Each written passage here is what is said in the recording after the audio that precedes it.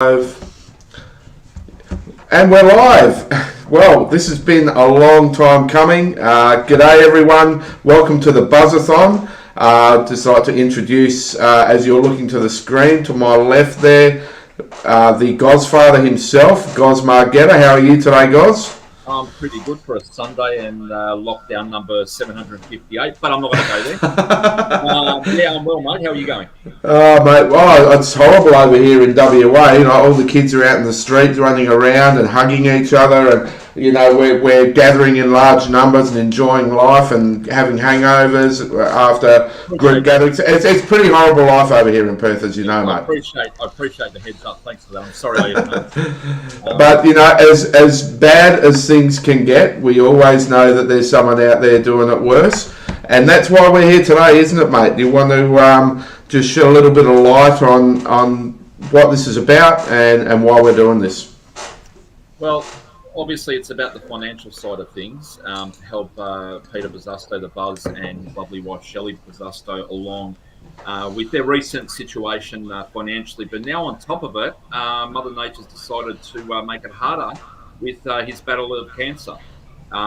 We've all been touched by cancer at some point in our lives, whether it's good or bad.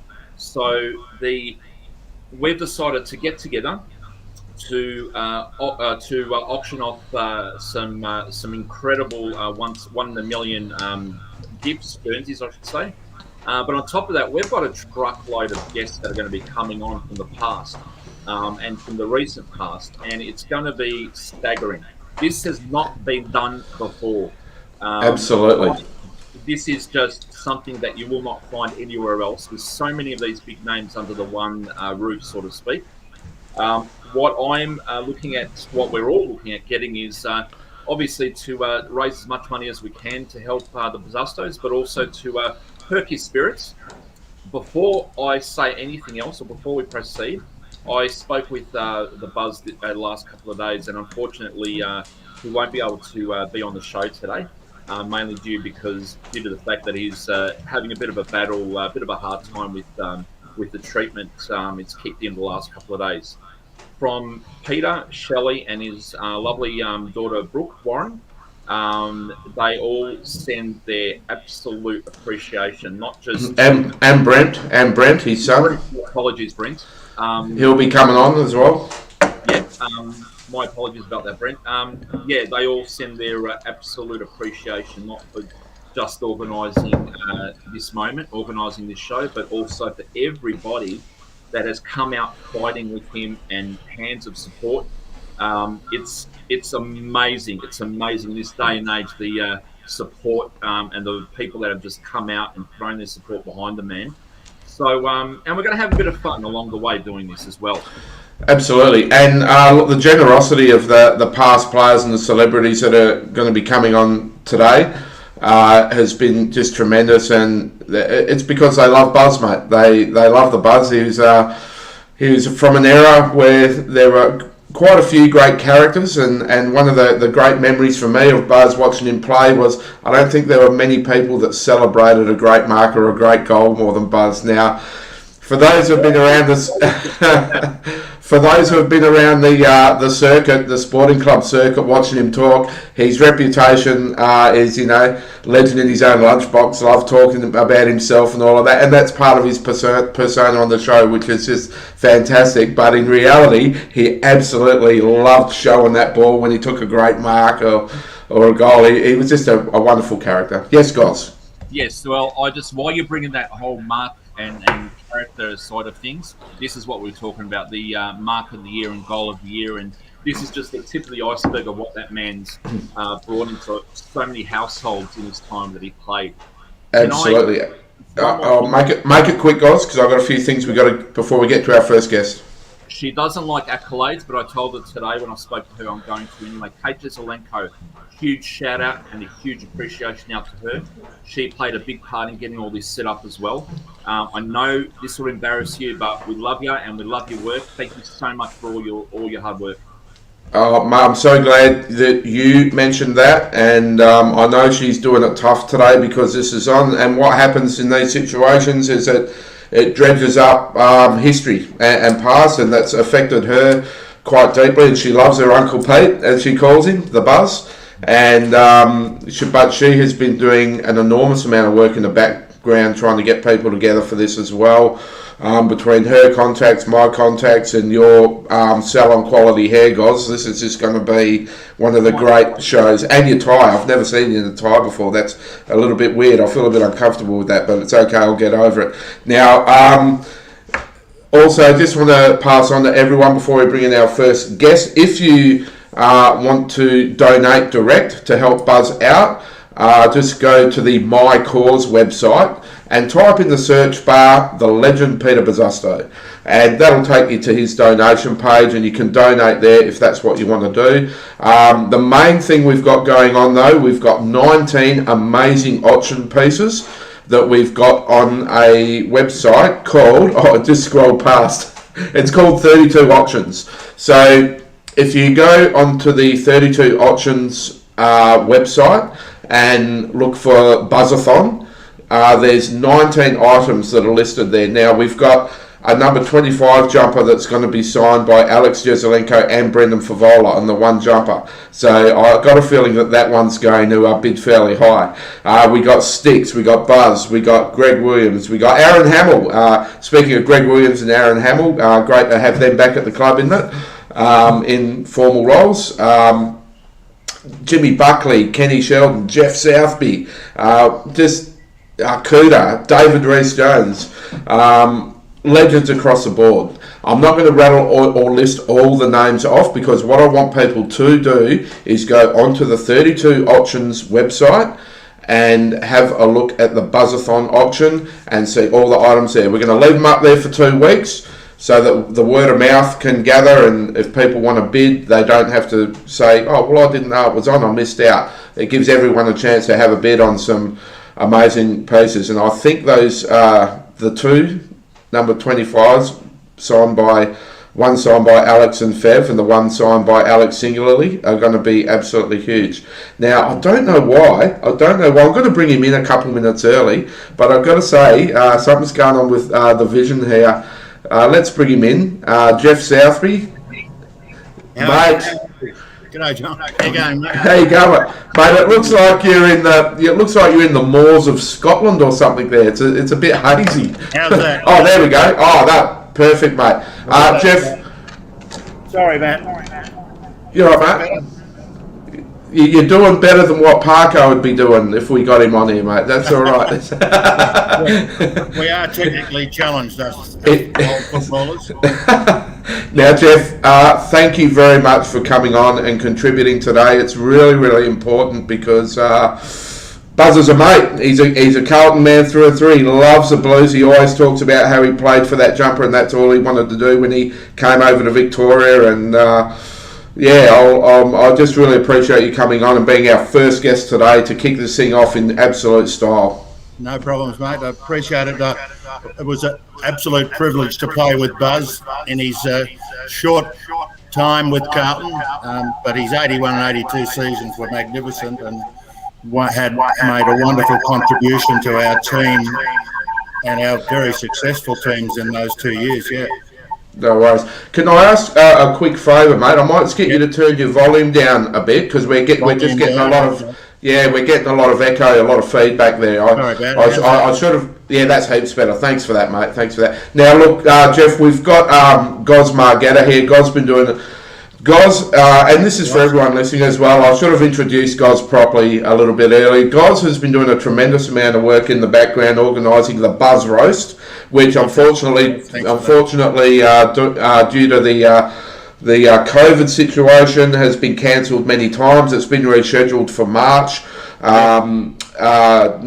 This coming year, 2022, but this is part of the reason why we decided to get together with Kate Joselenko and get this going, because Buzz needs our help now. And but Goz is just a tremendous man, Carlton man through and through, and loves Buzz. He's a very close friend of Buzz, and he's been just doing wonderful work. Thank you, Goz, for everything you do. And I'm going to throw it over to you now, Goz, because you're the man. You're the man with the golden voice. I'm the man with the annoying voice. It's over to you, mate. Take it easy. Golden voice, I don't think so. But please talk about building me up. Welcome to the show, Jeff. Thanks so much for joining us. Absolute pleasure to meet you. No worries, guys, and thanks for your efforts. It's been fantastic the way you're supporting Buzz. Yeah. No, I think it's great that we're all on the same page. Straight off the bat, Jeff, what is your most fondest memory of the great man? Well, I can recall. And mind you, if it means that you're going to embarrass him with a story, just go for it. Doesn't matter. We'd never embarrass the Buzz, would we, with any story about him? I used to admire his inner self-confidence and the way he played his footy, and how much inner confidence he had in those couple of years to be able to produce the quality of football that he did. And so I know we're still getting that echo, which is a bit of a nuisance. Apologies. Yeah, my fault, Jeff. I'm supposed to remind everyone if they've got the Bluetooth earbuds or speakers to use those, because otherwise we get the feedback. And all you can do without them is turn the volume down as low as you can. But we'll put up with it, mate. We can still understand you. And as long as I can hear the questions.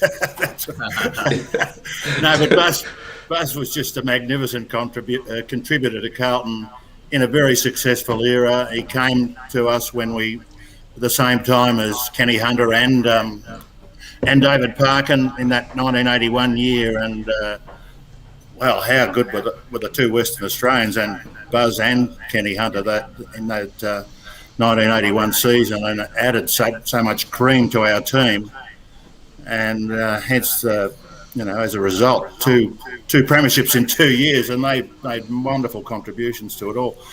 And the Buzz, I can recall him smothering one of the greatest pieces of play I've ever seen.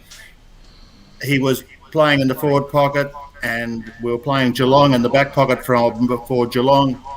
Gathered the ball, and he was about to kick, and Buzz came from nowhere, smothered, and as he smothered, he collected the ball at the same time, pivoted, just turned on a threepenny bits and just slotted it through from about 35 metres out. A wonderful piece of defence into attack, or defence into supreme attack, basically, because we got a goal out of it. He had the capabilities of doing all that stuff, as well as the high marks and all that. So, an incredibly skilled player. I'm really glad you mentioned that. Sorry, guys. I'm really glad you mentioned that, Jeff, because there's a really fantastic highlights package on YouTube of Buzz, and what I love about it is he does a lot of the team things. He's remembered as being mercurial, but the smothering, the tackling across half, always across half forward, always in the dangerous spots. He knew where to be, he knew where he could cause damage, and the tackling and the smothers and all of that, the giving it off with the handball. It wasn't like watching a Kevin Bartlett bloody highlight reel where he wouldn't know where his knuckles are on his right hand. He did all of those team things, and he gave it off. He was mercurial, but he was a real team man as well, wasn't he?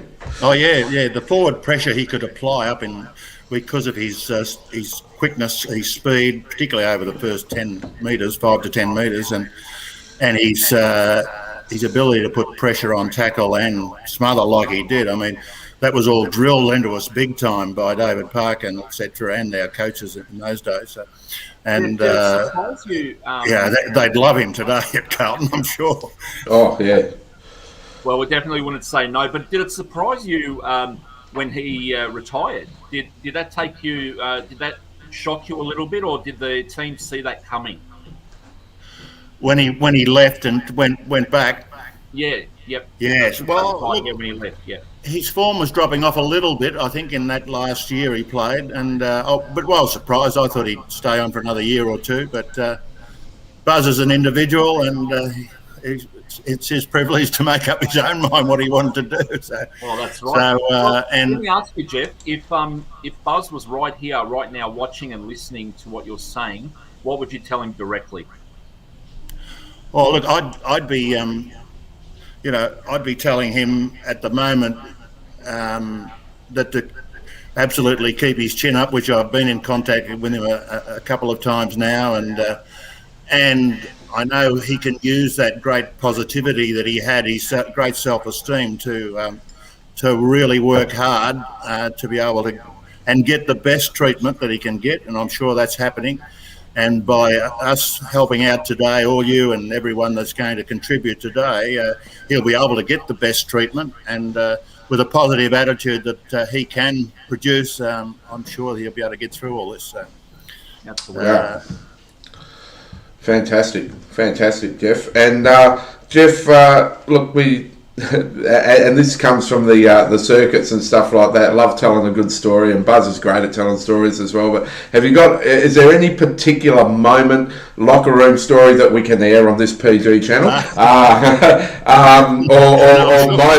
You'll get plenty of those as you go through the interviews today. I know, and I love them all, and they're great fun. An incident that happened on the field. Is there anything that sort of jumps out?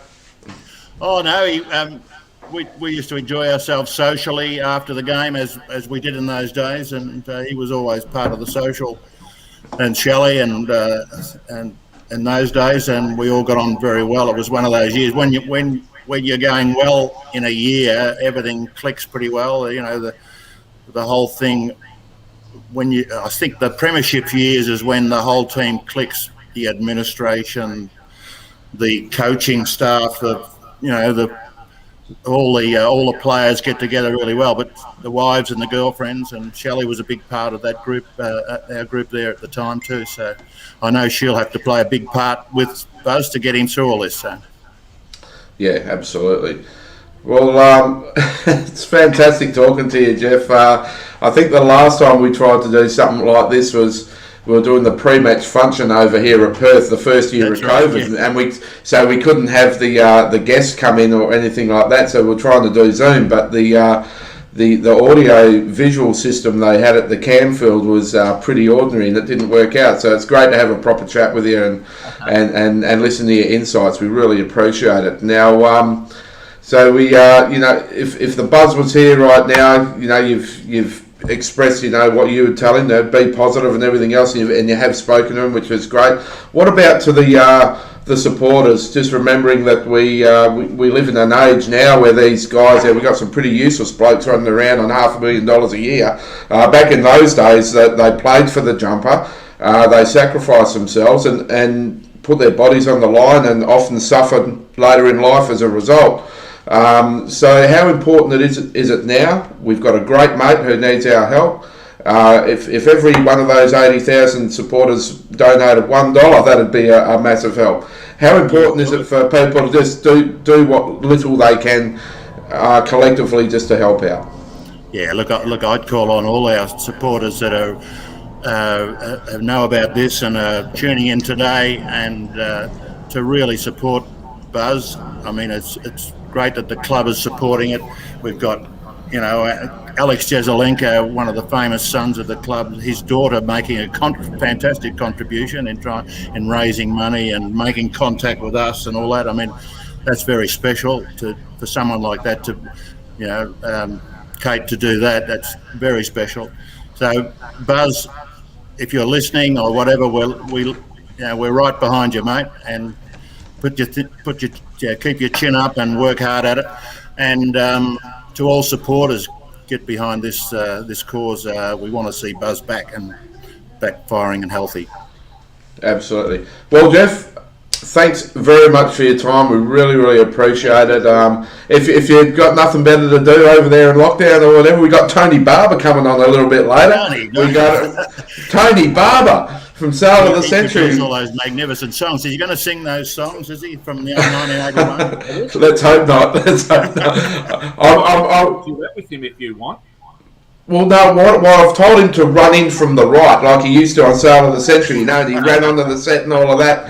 But I don't think that's going to happen somehow. But he's a massive Carlton man, so we're really looking forward to him coming on, because he had the guys on his show after they won the premiership as well. Oh yeah, look, he was very special in those days, and he produced he wrote all those songs and sang them to some of the old famous tunes and all that sort of thing. And Buzz featured big time, I think, in that one. And I know he sang a song about me. I think I think it was to the tune of "If You Knew Susie Like I Knew Susie," and it was "If You Knew Southby Like I Knew Southby." So that was what I can recall. I can't remember Buzz's, but Buzz will remember, and I'm sure that Tony will. So, mate, Well, I'd like Can to sing the little Buzz song that he produced that year. Yeah. Okay. Good on you, guys. Keep up the good work. And Johnny, thanks, mate. All right, mate. All the best. Okay, All the best. Thank you. All right. That's. I think you were trying to get one in there. I was. But guys. That's fine. Well, I think he's still on there. He's still there. Oh no, he's not. He's gone. Oh dear. How good was that? That what a great way to kick it off. Yeah, we did.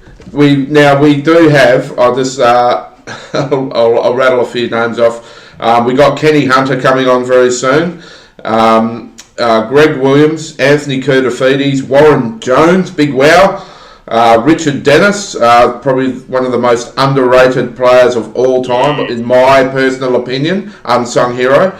Andrew Walker, Jimmy Buckley, Aaron Hamill, Tony Barber, as we were just talking about, Doull, and we may have Peter Dean coming on. It depends if he's in range out there, out in the sticks, and Sam Pang, he's possibly going to be coming on as well. So Sam's doing the recording of that show that he does. Are you paying attention? It's a very, I don't think I got the name right, but I've watched it many times. He's very funny on it. It's a very, very good show. So he's going to try and. So yeah, this is very close to home for him as well. Yeah, and we did have a cancellation at the last minute for 3:20. So I won't mention the names, so I don't want to embarrass them. So we've got a few minutes to talk things up before the great Kenny Hunter jumps on at 3:30 Perth time, 6:30 over there, of course, daylight savings time. Now, guys, so what we'll do with that time is just remind everyone again, if you want to bid on any of the jumpers, the 19 jumpers are all listed on that auction site, which is 32 auctions.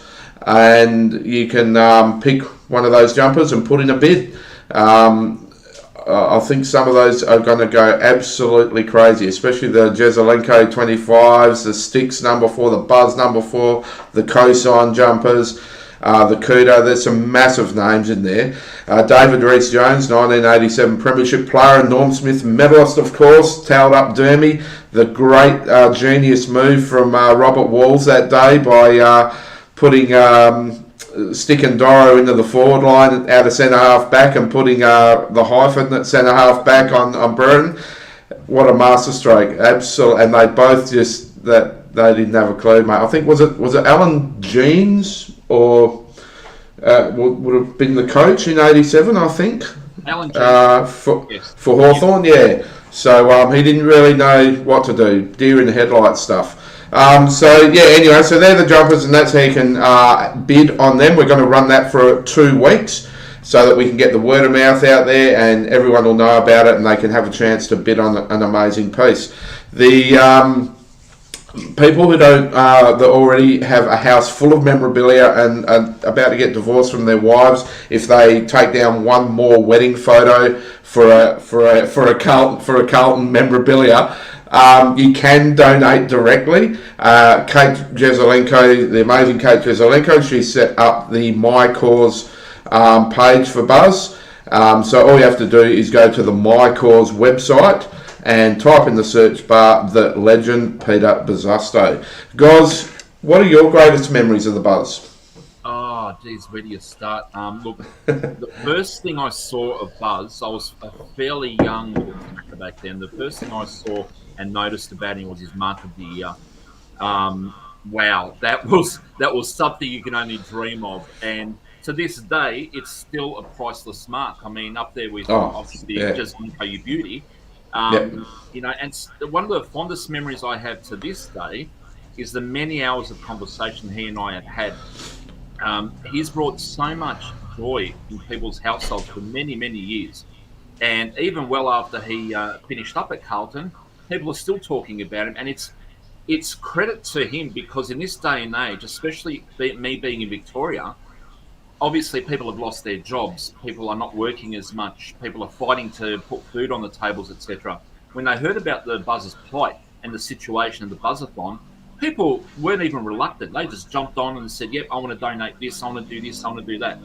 I've organised, as you know, the roast for March next year, and fingers crossed it finally launches.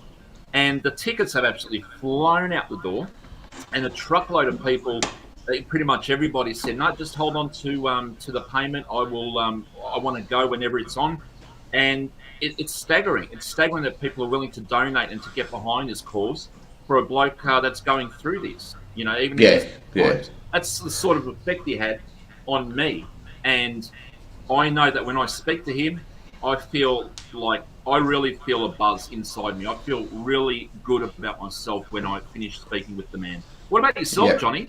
What's your... look, well, I think as I said a little bit earlier there to Jeff Southby, my greatest memory of the Buzz was every time he took a great mark or kicked a great goal, he loved to celebrate a wonderful individual performance and lair-rise. And it's just the lair-rising that we miss from footy, the characters. They were bloody hard footballers, and they worked hard and they trained hard and they were dedicated, but they had character that made people want to come through the gates and go and watch the footy. And Pete was definitely one of those. There's no doubt about it. He was mercurial. He was exciting. A lot of Carlton people were devastated when he came back over here to Perth to play for the Perth Demons. Of course, he had to be with his dad. His dad was crook, and he had a big decision to make at the time. But I think it's a big tick that for the short amount of time that he was at the club, how well loved, remembered, and supported he is. So it does. It warms the cockles of your heart, as you say, when you think about that and talk about that. And that's why we're here today, helping a great mate and a great man of the Carlton Football Club. Now, Goz, yep. I have got our next guest waiting for us in the blue room.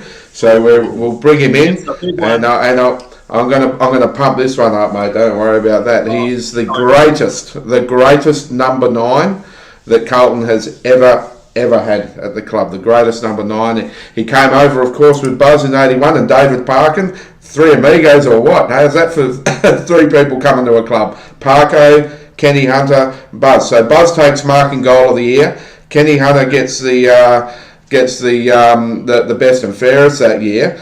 Parko, first year coach for Carlton, premiership, 1981, very memorable. Let's bring him in, the great man himself, Kenny Hunter. I hope that wasn't too embarrassing, mate, but it's fantastic to have you on board. No, it's good to be with you guys, and I remember it well because Buzz was the extroverted half-forward flanker and I was the introverted half-back flanker. yeah, absolutely. Now, he was going to be on today, Ken, but he's doing it a bit tough. There's day 6 of the after the very heavy chemo treatment that he's had to have, and he wants to actually. He did communicate to me and guys. He wants to say love and g'day to everyone out there that's supporting him. But he was going to come, but he's doing it a bit tough. I think Brent's going to come on a little bit later, his son. And Brooke, if she's feeling up to it emotionally, she said she might jump on as well. But the family are doing it tough. How important is it, mate, for Carlton people to get around a much-loved figure and give him a little bit of support? Look, I think it's tremendous, and particularly from you guys organising the event and coaches. So I think it's a testament to the man, really. He only played a short period of time at Carlton, but it was really memorable.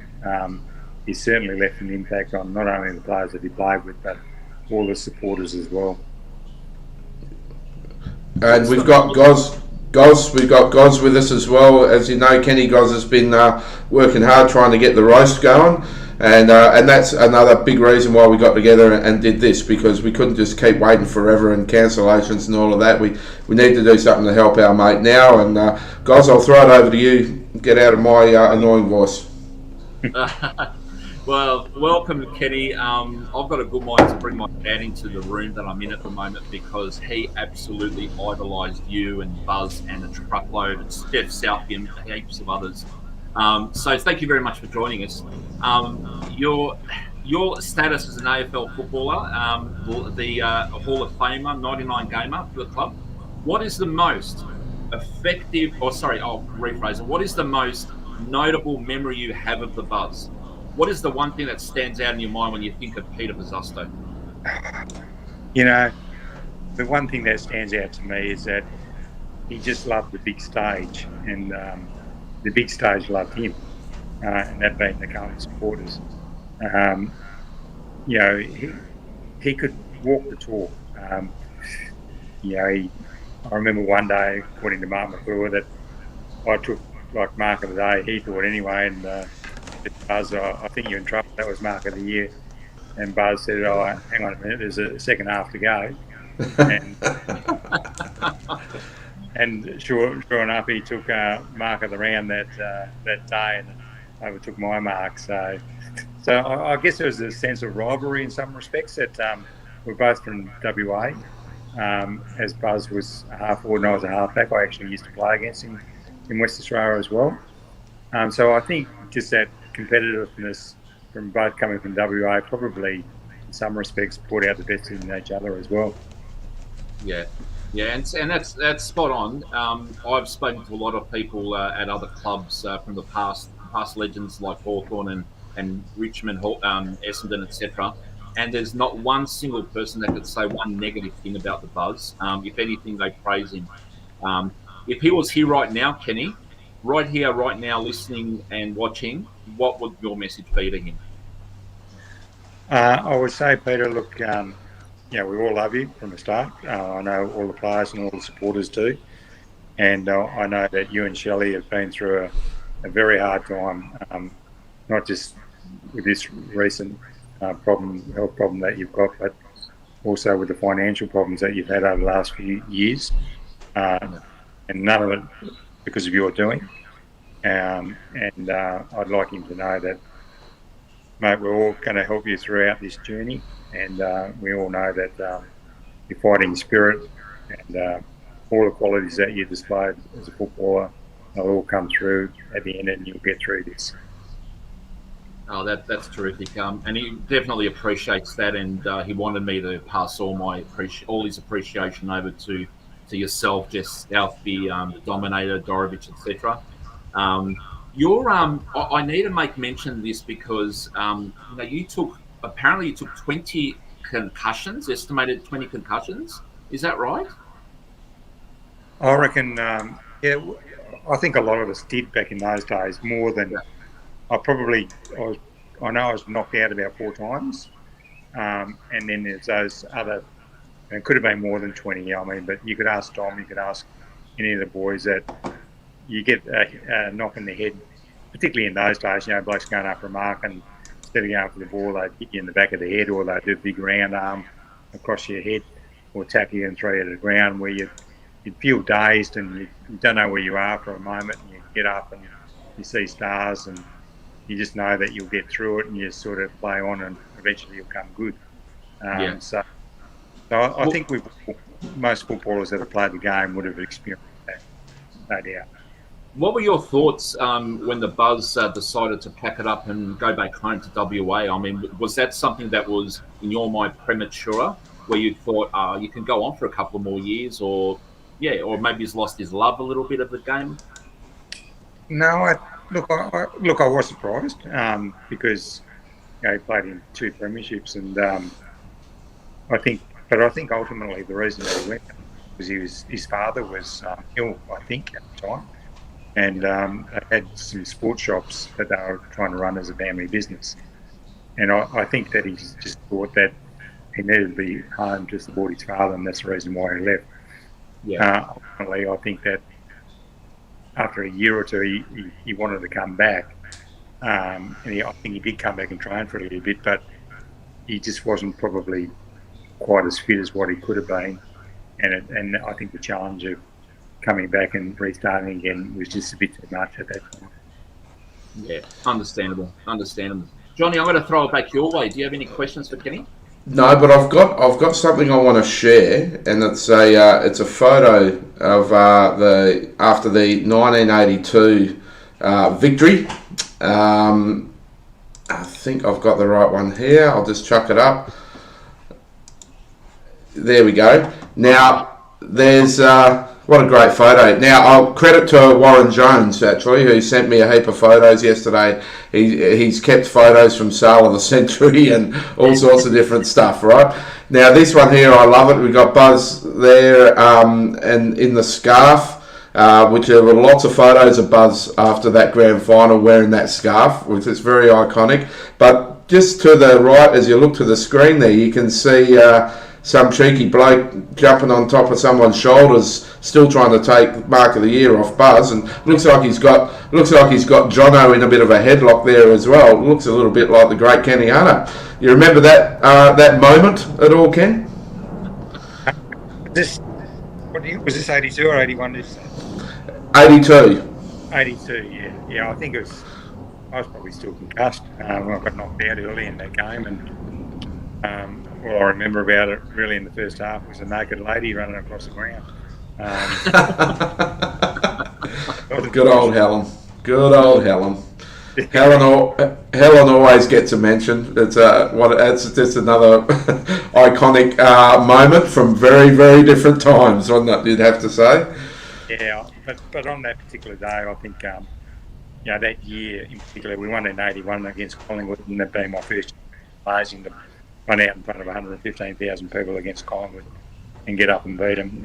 But then the following year we played Richmond, and it was I thought David Larkin coached really brilliantly that year because we had a lot of injuries, a lot of suspensions, and we got to the final, got flogged by Richmond for about 10 goals in the second semi-final. And then to get up in the grand final, and I think David positioned the players really well and made us believe that we could beat them, and sure enough, we got away to a bit of a flyer, and we won the game, and it was pretty historic at that time because not too many teams has won back to back, so it was a really memorable time for all of us. It's interesting back in like from the early 70s and through to even let's say through to 87, where we weren't really expected to. Weren't the hot favourites to win that game on a stinking hot day, that's for sure. But we had this knack of finding self-belief, and the one that stands out, it's my favourite grand final to watch a replay of, is the 1970 with Sid Jackson kicking Eddie Betts goals around the corner, and the after half-time. Before half-time, they looked flat and they looked defeated. And, everyone would have thought, Barassa's going to get in there and scream and yell. And apparently he was very calm, and he told them what to do and gave them the instructions with the play on at all costs and handball. And they had this belief. And there were many games like that I found watching the Carlton, the great Carlton teams of those eras, where the chips could be down and they could find that belief and overcome. Was that just great motivational coaching, or was something in the players, or what sort of gave players that impetus to go out and grab that game by the scruff of the neck and take it again?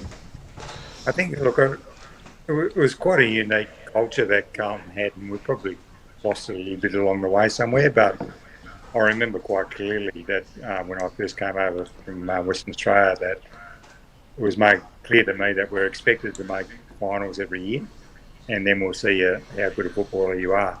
And I think that was just inherent within the whole football club, that there was an expectation that we're going to play finals, and not only that, we're going to win.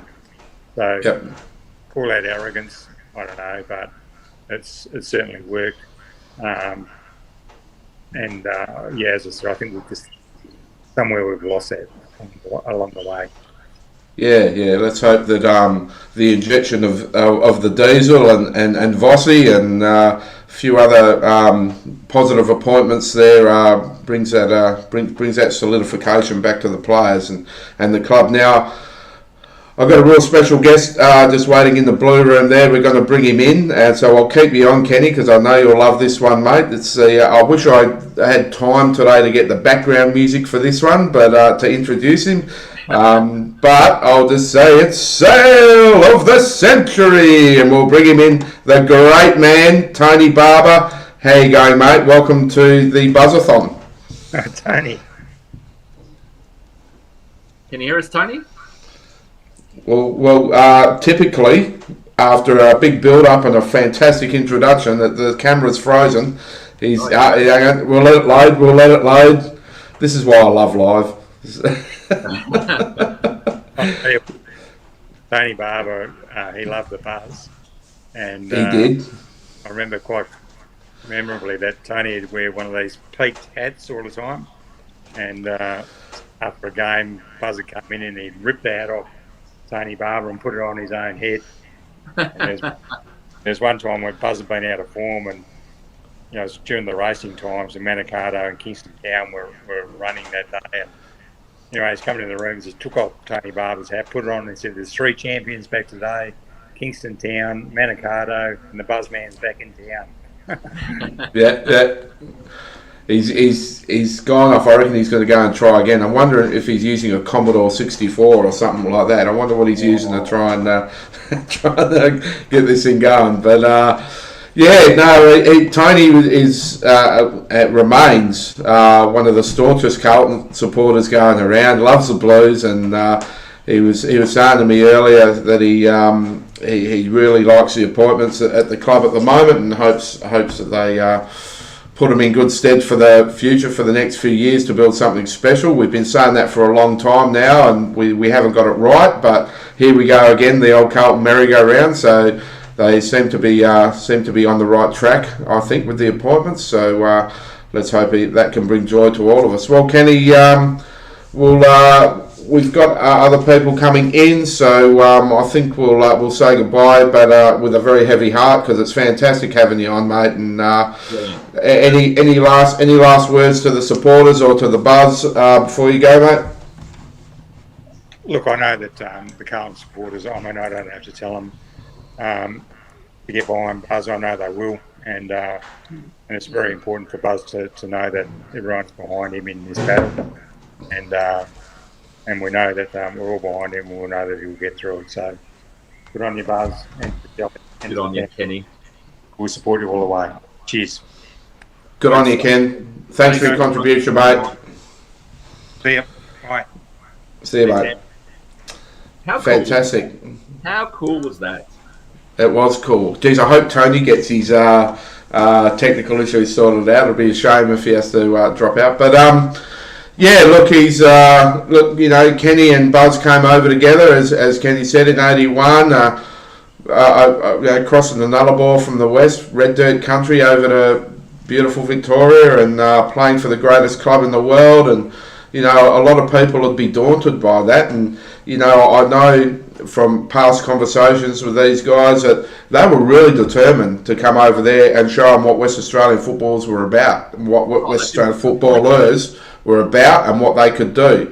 And one of the great memories I have from probably the early 80s and 80s, that era, was the interstate games. And me as a kid growing up here in Perth, you followed a team in everything.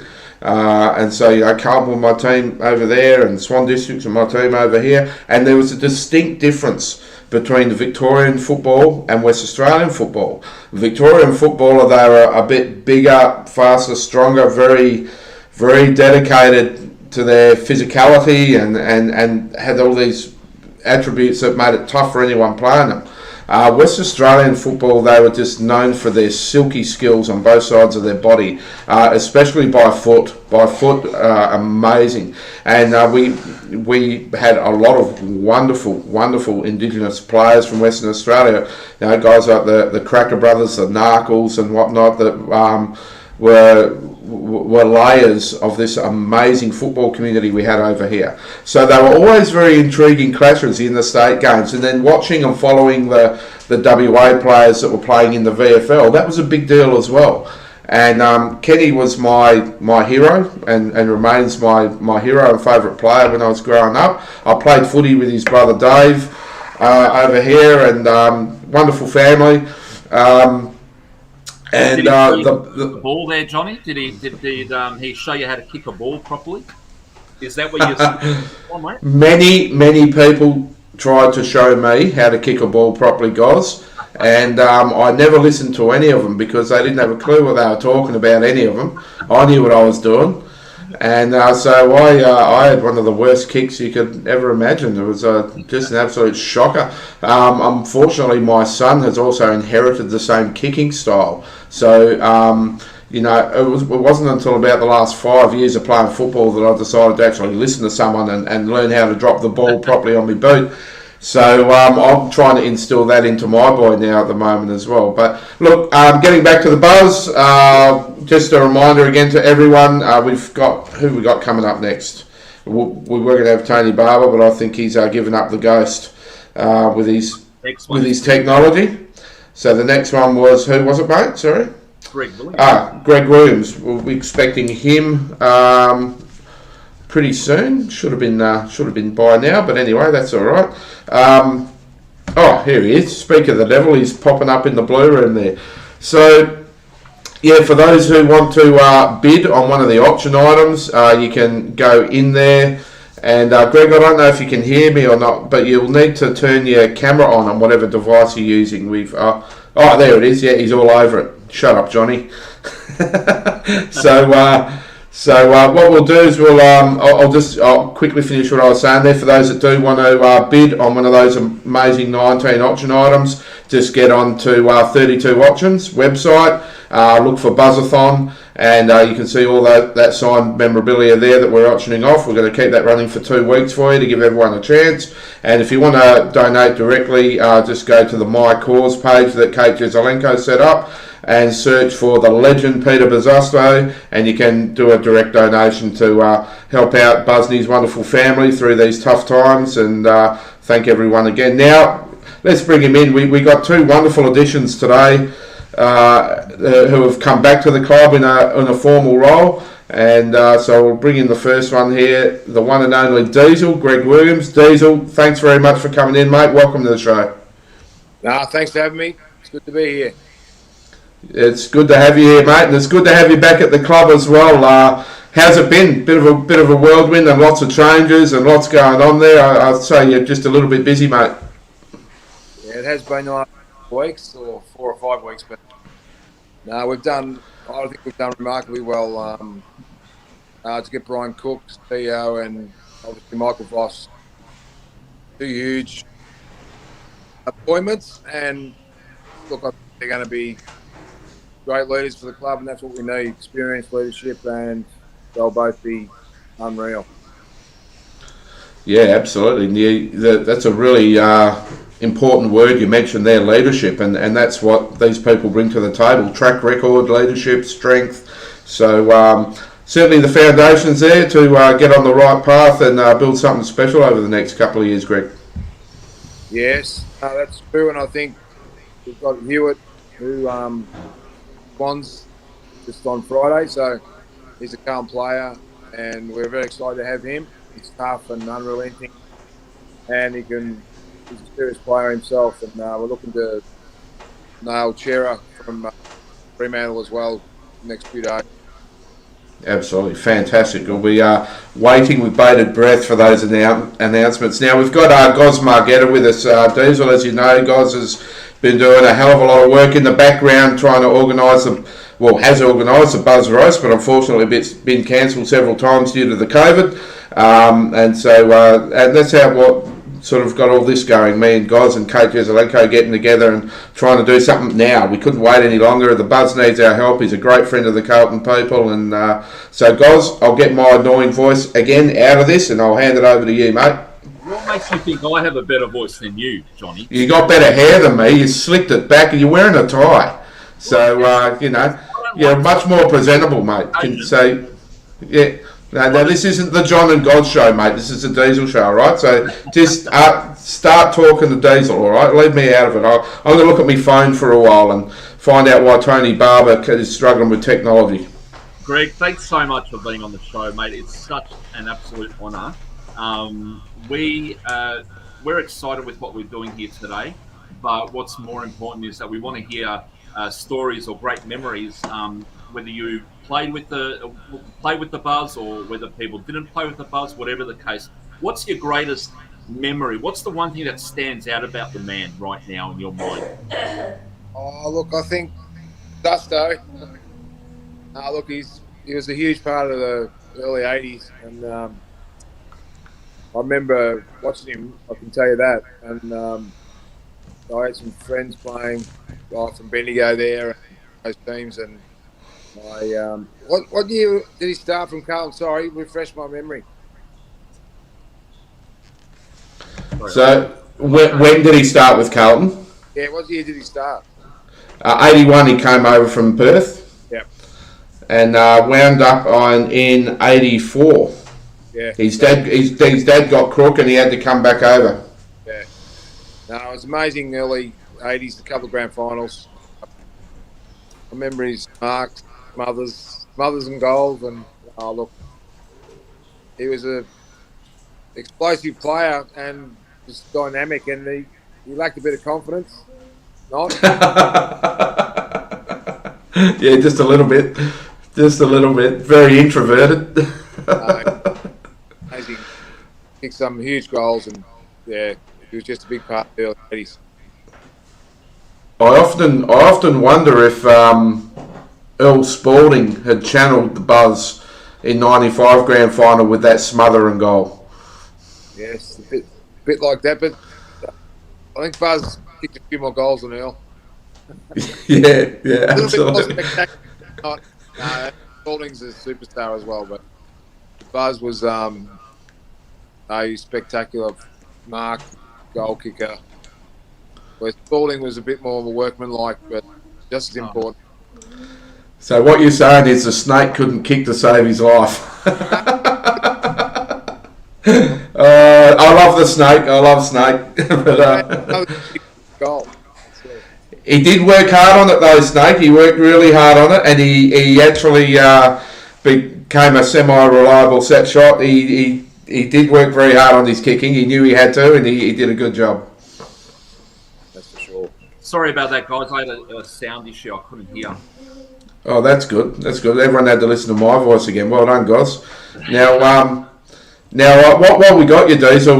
We've got the great man, the great number 43. He's just jumped into the blue room as well. So we'll bring him in together. The old teammates from the great '95 Premiership together again. Yeah.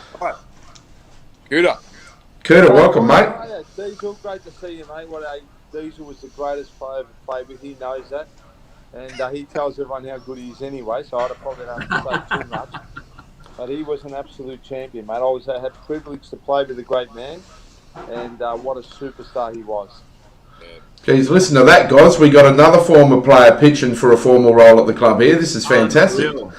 That was his I think Diesel, that was his job interview right there, mate. He's putting his name out there. That's it, mate. That's it. Diesel doesn't need me, mate. Please, I've had enough of people saying that I'm, trying to get to the footy club. Anyway, Diesel's going to do a good job, so I'm excited.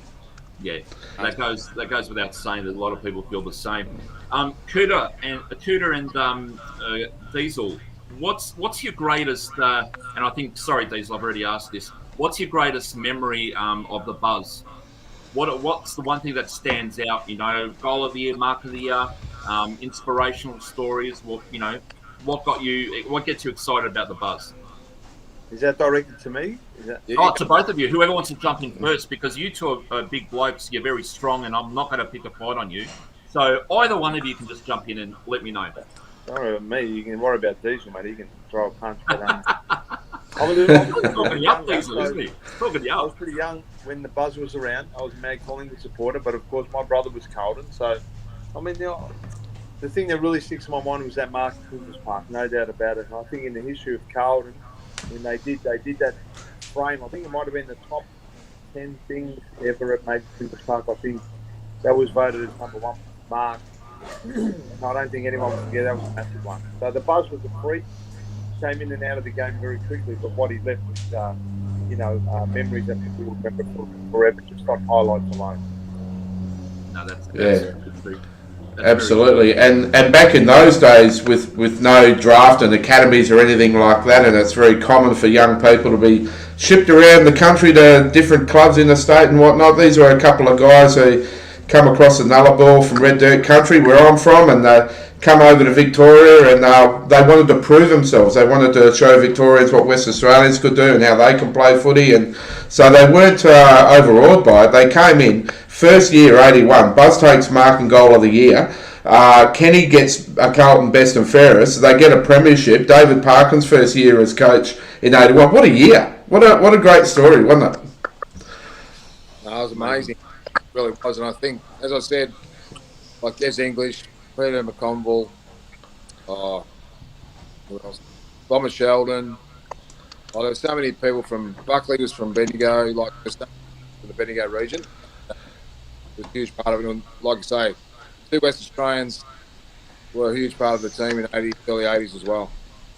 Yeah, absolutely. And how important is it now as supporters, players back in those times, you know, they were getting paid a packet of Winnie Blues and a Sandboys to play football, you know, and they threw their bodies around desperately for that jumper. They weren't remunerated much for it, but they loved playing for the jumper, and a lot of them paid for it with their bodies down the track with concussions and other injuries and whatnot. How important is it now we've got a situation like our great mate Buzz is in? He had his financial issues, and he's been hit with this the big C, the horrible big C, and it's important for the supporters and that to love these great icons that entertained us for so long and made their mark, and just give a little bit. If everyone gives a little bit, it'll go a long way to help him out. So I'll ask you, Diesel, first. How important is that, mate, for the supporters now to rally around a great mate of Carlton? It's huge. I hope looking forward. Where is this man going? Huge, Going what? huge history of the goal. Kernahan. Buzz that I just have a big deep look after the bus and have a big part of it. Really.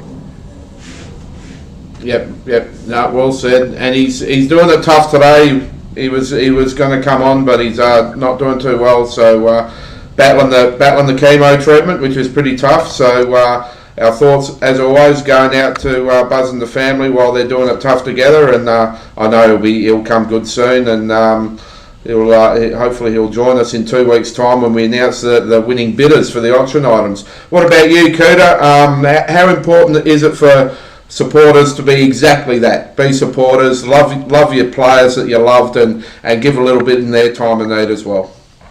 I think as Australians, anyone in need, we try to help out. I mean, that's been in our nature for a long time. So Buzz obviously left a big mark on a lot of people during his time there at Carlton Football Club. Whether he's a footballer, whether he's the average person, we always try to help out as much as we can. We can't help everyone, but obviously we try to do the best that we can. And look, if Buzz has had an impact on you, any little bit of donation is obviously going to help him towards his way. And so we all go through tough times.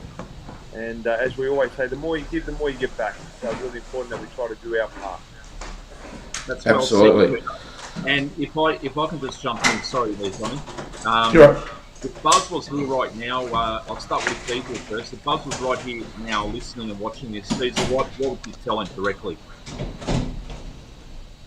Oh, look, I just tell him to do what he's always done. He's a tough man. He's got to dig deep and don't give up and just try and get back to health. Yeah, look, I hope we all see him soon. I really do. I really think he's a tough guy, and I'm sure he can bounce back a bit. Yeah. And what about yourself, Peter? What would your message be to the Buzz? Obviously, going through difficult times, we all do. I mean, adversity is part of life, and we all cop it at some stage. But many have been there before. But look, I think he's got obviously great family support around him, and really important family, friends, communities, and all the current supporters will rally behind him. And I'm sure we're going to give him strength. We're all going to pray for him, and he's going to get through this. So the Buzz will get through.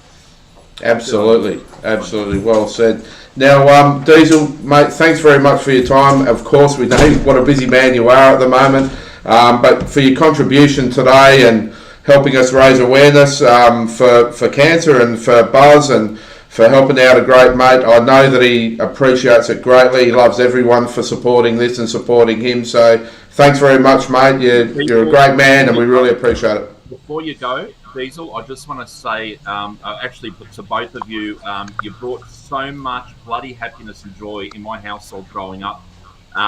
We're all diehard Carlton here. I'm an absolute lunatic Carlton supporter. So I live in Point Cook, and I don't think Point Cook ever gets used to me yelling so loud when the games are on TV. But I just wanted to say thank you to so much for being part of the club and for being here today.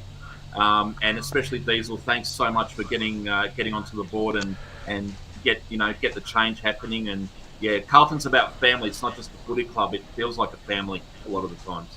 Yeah, look, I think big noise coming out of Point Cook next year, I'm sure. Hey, I like it, Diesel. I like it. Thanks very much, mate. Have a great day, and thanks again for your contribution today, mate. Thanks, See you, boys. Diesel. Thanks, mate. Thank you. The legendary number 2. Now, Kuda, if you want to just hang around for a couple of seconds, I've got our next guest coming on, the big fella, the other number 2, the big fella, Wow Jones. How you going, Wow? Oh, fantastic. Mate, it's great to see you. You've never looked better. I've got a great face for radio. What's going on there with the mask, mate? It's I've forgotten what it's like to wear those things over here in Red Dirt. I keep forgetting that I've got to take it off when I get home. Yeah. Well, look, thanks for coming on. We got Kuda with us over to your right as you're looking at the screen. And guys, how you going? Very good. Well, how are you, brother? Oh, mate, I'm better. But how you going for the dancing? You're doing the program. The dancing's killed me. Well, I tell you now, at 48, mate, it's been very tough, man. Very tough on the body. The last time I did it in 2006, I remember people asking me. I said, look, I trained a lot of hours, but it was quite gentle on the body compared to AFL when I was only 33 back then. 15 years later, 48, I regret everything I said. Mate, it's very tough. My hips stuck, swollen knee. My shoulders are no good. Mate, I'm barely getting through, mate. I'm just like a patch-up, like I'm just wrapping everything around and somehow getting through, mate. I'll tell you what. We talk about getting out of your comfort zone. This may have been a silly thing by me, but anyway, I'm doing it, and that is it. I'm sure you're doing it. And perhaps you can win one for the boys. We haven't won one for a while, so perhaps you could do one for the boys. It'll be very unlikely maybe to see some of the dances on there, man. I'll tell you, I'll be very... Mate, Kuda, you've got the moves, my friend. You've got the moves on the footy field and on the dance floor. So, and I think Jonesy might be inspired to get on there one day himself. So you never know. He'd be too tall, mate. Yeah, mate, we remember Wow, he's a massive man. Big presence on the field. You could be his dance partner, Kuda. He could do one of those big swan dives. You catch him in the air and spin him around over your head. I'm going to have to put the heels on, mate, because he's going to have to lead the way. I reckon he might waltz me straight into the crowd.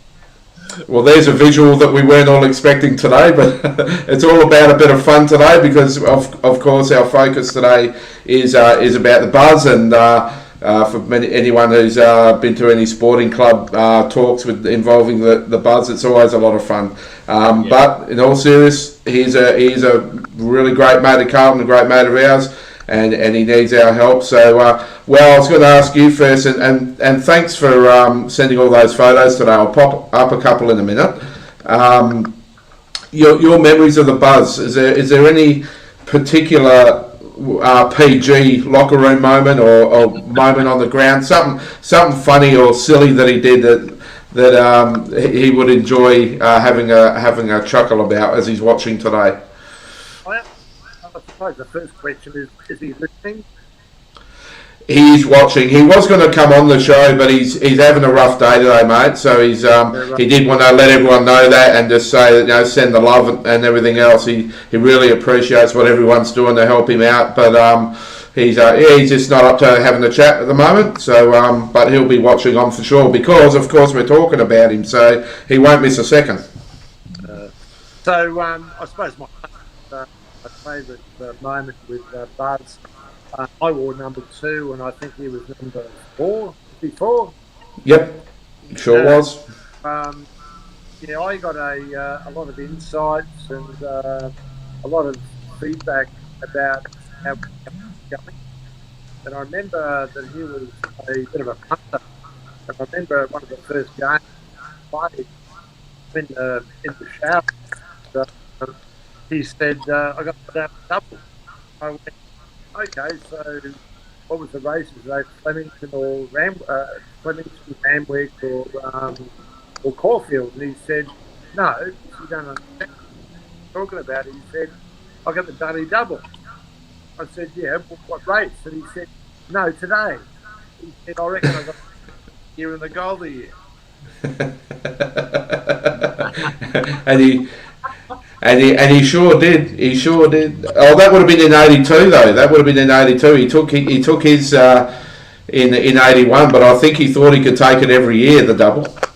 Yeah, but he was quite pissed off because I think it was the following year that they threw the car in, so he got a year's supply of Kentucky Fried Chicken or something. And he got a market. Actually, I was in the market a year about 3 times. I think the first time I was left with my hand, one was over the shoulder. Yeah. Now, that was my moment with Buzz. What a fantastic player. I remember his first game. I think Kenny Hunter played his first game also. These two guys turned up. We didn't know what they were, capable of. And, Kenny was, nothing spectacular. He was, 6 foot, about 85 kilos. Something there was nothing of him. To see those two guys play, Buzz was just spectacular. The grabs he would take, the work that he would do when he didn't have the ball, that was just unbelievable. We said, how good is this? We can't, do pretty well with these inclusions in our side. We're going to struggle going forward. Like, that was seriously the best player. In their position. Amazing. It's a real common thread amongst everyone that watched or played with Buzz, is talking about his forward pressure and what he did off the ball, tackling, bumps, chasing people, putting pressure the whole time. We could do with a Buzz at Carlton right now, I can tell you. It's a forward pressure player. Kouda, do you have much memories of watching the Buzz? I just remember highlights after highlights. That's all I know of the Buzz. I mean, as I said, I was a Collingwood supporter. Mum never really let us watch too many highlights, so we used to beg to watch them. Although she loved the game, she'd come and watch us play junior footy, but got into the senior footy later on. So I can't say all I've seen is just highlights of the Buzz. And I remember how powerful the Carlton Football Club was, because being a Collingwood supporter, I used to cry every year. My brother used to cheer because he was mad Carlton. So the Buzz was a highlight machine. Yep, absolutely. Well, Anthony. Now, if it's okay. Yep, absolutely. Absolutely, mate. Thank you. Well, great to see you, great man. And Godfather and Johnny, thank you for inviting me on. No worries, mate. Thank you very much, Kouda. And all the best for Dancing with the Stars, buddy. We'll be praying for you, cheering for you, pal. Mate, please pray doubly. Thank you. No worries. Thanks for your contribution, mate. Awesome. Good man. Thank you. Bye. All right, that's a great man. Now, while you're here, this one is one of my favourites. I love talking about my unsung heroes and guys that were sort of did a lot of the hard work without the accolades as much as some people that stood out more, that the extroverts versus the introverts. This was one of my favourites. 1987 Premiership player, the one and only Richard Rocky Dennis. How you going, Rocky? Great to see you, mate. Thanks for coming on board. No problem, John. Happy to be here. Hey, Robbie. No worries. How are you, mate? Okay, guys. How are you all? Doing well. How can we not be great with two legends on the screen, sharing the screen with us? This is awesome. Oh, thanks, guys. Oh, jeez. You're in. Let me ask you, Richard, straight off the bat, what's your fondest memory of the Buzz? The Buzz. Oh, well, watching the winners.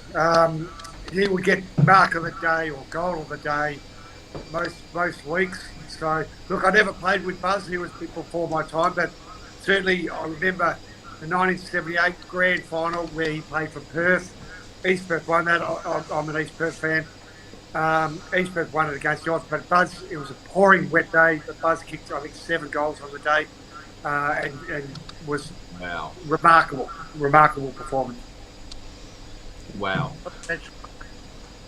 How much of an inspiration was he for you personally? And wow, you can even answer this as well. How much of an inspiration was the Buzz in the both of you respectively venturing out into the football world and playing for the club? From my point of view, You go. he was a spectacular player. The stuff that he did, all the 1% stuff, was amazing. I reckon in 45, he missed the tackle, took a mark, the ball fell out, someone grabbed, he knocked the ball out, someone up, he tackled the ball and he picked it up, knocked it on the side. It was like, had like 5 or 6 1%ers in 45 seconds. Player, forget about all the spec. It was the little bits of game. Some greatest. Our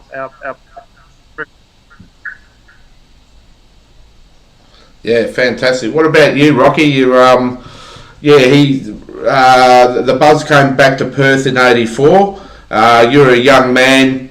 Still playing in Perth, I think, at about that time, about 17, trying to make your way before you got picked up and ended up over at Carlton, so there's a bit of a crossover there, but look, the West Australians that were going over to Victoria, and when I think about Carlton and West Australians, I think about Sid Jackson, Mike Fitzpatrick, of course Buzz and Kenny.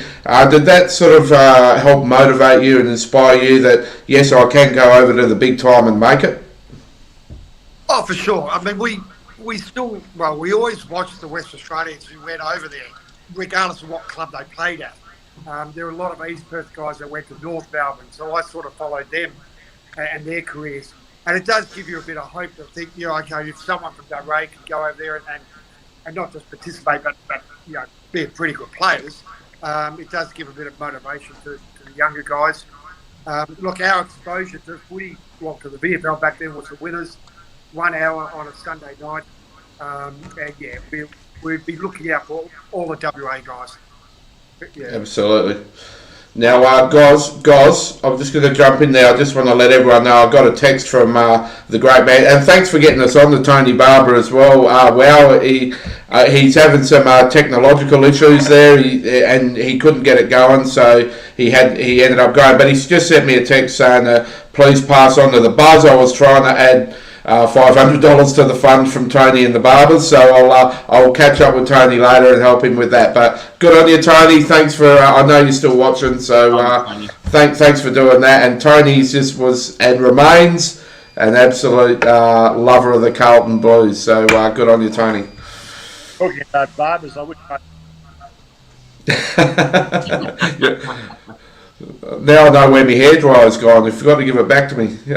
Anyway, look, we've had an incredible show so far with all the past players and different other people jumping in and contributing. And just wanted to remind everyone out there that if they do want to donate directly, Kate Joselenko set up the My Cause page. You go to the My Cause website and then just put in the search bar there, the legend Peter Buzzasto. If you want to bid on one of the amazing 19 auction items that we have, go to the auction page. It's scrolling across the bottom of the screen there, 32 auctions, and just look for the BuzzaThon, and there's a choice of 19 items there that you can bid on. We're going to keep that going for a couple of weeks and come back in 2 Sundays from now and announce the winning bidders.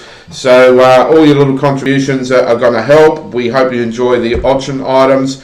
And before we say goodbye, just how important is it for the supporters to get behind the Buzz and just get behind people in general in life that need a hand as Australians? Yeah, that's what we're about. As you would probably do, the guys that played in 81 and 82 particular era where sort of like brothers, we're sort of pulled together because of some success we have at that period of time. And I think it's important for people to appreciate what Buzz gave to the club, as a player. The success we had was, I suppose, created by people like Buzz. And, we just got to find help those players that need our support. So I think Buzz provided a lot of money that he supported us at our players group. Get we did. We need to stand up and support Buzz. The crash with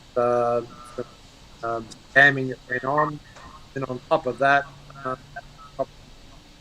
this idiot please called. We need to support one of our own. So I would encourage anyone out there, all of us out there, play Buzz in this. Absolutely. And Buzz says thank you as well, mate. He just wanted everyone to know who's come onto the show today, who's watching and enjoying, or who bids on an item or contributes in any way. He just wants to know that he's absolutely loving everyone out there at the moment. The support is worth way more than any of the financial help that he needs and that he's getting at the moment. It's the love and support that's getting him through, and that'll keep getting him through the tough times ahead that he's got. So he really appreciates it. So wow, thank you very, very much for your contribution on the show today and for everything that you always do. You're really generous with your time, and I certainly appreciate it. The Bluebaggers do, and of course the Buzz, he loves it. So thank you very much. All the best, Buzz. Good to see you again. Cheers, mate. Cheers, mate. See ya. Get behind. All right, Rocky. I don't know what's happened to Goz. I'm going to mute him because he's disappeared off the thing, and he's back. All right, good. Now, while I've got you, Rocky, what are you up to nowadays, mate? How's work, life, love, everything? How's it all going for you, mate? Look, yeah. Firstly, sorry to hear about my we've all heard about it.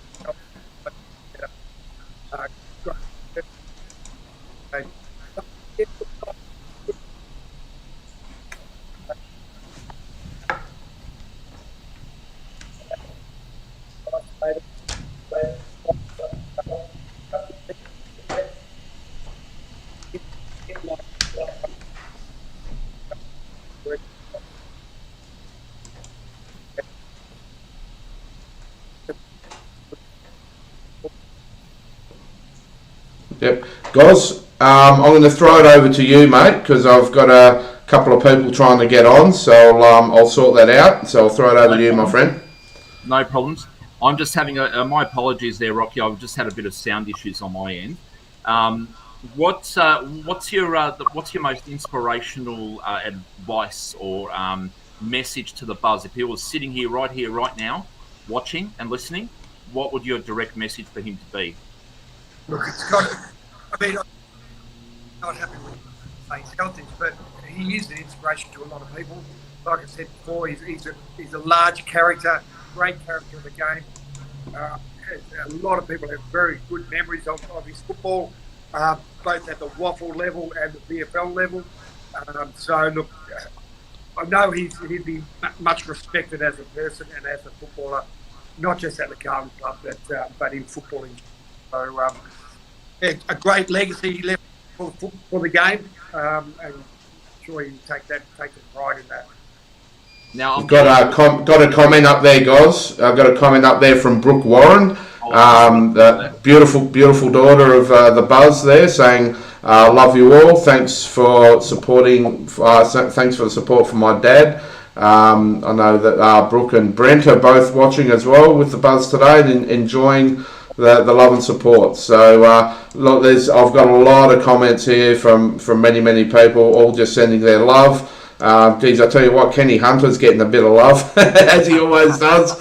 as he always does. In fact, I know that one of the WA Blues sponsors, Master Picture Framers, Blair and Maria, I know that Blair's family photos have to compete with photos of Kenny around the bedroom. Maria is a very big fan of Kenny Hunter, so I hope they're watching today as well. But it's all for the buzz, and it's been fantastic. So, Rocky, thanks very much for coming on and for your contribution as well, mate. You are, I said it before when I introed you, you're one of the unsung heroes of that 1987 team, and I loved your work. Even though I was a Swan Districts man and you were East Perth, I still loved your work because you did it for the Blues, and you'll be a legend in my eyes always, mate. So thanks for your contribution, just for being a great bloke. Hey, thanks for having me. Good luck. Anytime. No worries, mate. Good on you. Thank you very much. The great Richard Dennis, guys. Hey, what a champion. Look at these names that have been coming on the screen. Look at all these comments that people are sending through. Even my daughter Eleanor Margetta sent the message.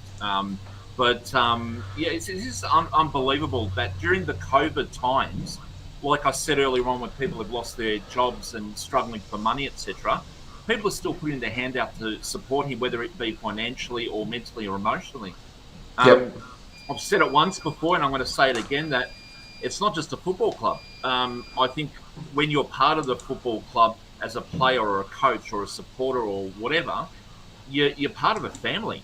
The legacy there is amazing. I mean, we've had people already come on that haven't played with the Buzz, haven't played with Peter Buzzasto, and yet have fond memories of him and how much of an influence he's had on their life. And that's extraordinary. It is, and it's wonderful if you can do that. Yeah, I had but please, I'm not comparing myself to the great man by any stretch, but I had a stint up in Port Hedland with work at one time, and I was only there for 3 months, and we were on this really big important project, building a big flash butt welding plant for Fortescue, who are fairly new in the market, and BHP wouldn't lease them their rail line, so they had to build their own. We had this big important project we had to build, and I was only there for 3 months, and I got a phone call from a mate who was project managing in Dubai. We just had to sack our Pommy construction manager because he was a useless, lazy this and that and whatever. So I want you to come over to Dubai and team up with me again. He was an old Hayden's guy, this bloke, and he's one of my best mates. So I went up over there, but in the 3 months and on that particular stint in Port Hedland, I played for the Port Hedland Cricket Club. I socialised with people.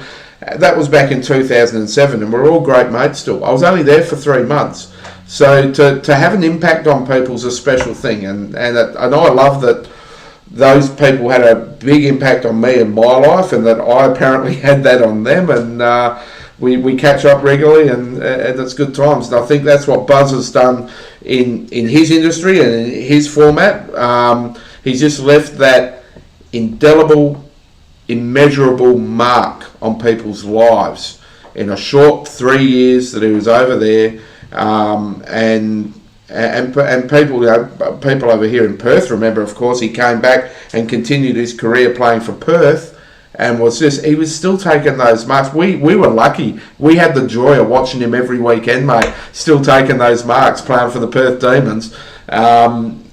Just incredible guy. So I couldn't have put it better myself. That's spot on, Johnny. And I think he's the sort of person that even when he did leave Carlton, the supporters were still following him, watching him play wherever he ended up. He was always watched. That's right. No, I think that's, to be honest, I think Kenny and Buzz were sort of springboards for supporters of Carlton over here in WA. A lot of WA people started really following Carlton more and loving Carlton more because of those guys. And the Buzz was probably the one. He was the one everyone loved. He was so mercurial. He really stood out. And suddenly WA started building up this big following. And of course, as we all have children over the generation, we force them to be Carlton supporters. They have no say, they have no choice. And you know what? When the West Coast Eagles were born in '86 and then entered the competition in '87, most of the Carlton supporters stuck with Carlton, mate. And that's why we have such a big base over here and have the amazing events when they come here and stuff. It's just a very loyal thing. So I attribute a lot of that to the Buzz and the impact that he had back in those embryonic days. So yeah, great man. Now, we do have some more guests coming on. I know that Mike Fitzpatrick will be on soon. How's that for a name? We're having some issues there with the last two guests with the audio. Did you notice that, Buzz? Or was it just I me? struggled, and that's why I locked out, because I was getting really bad static on this end. So I had to lock back in, or go mute, whatever. But yeah.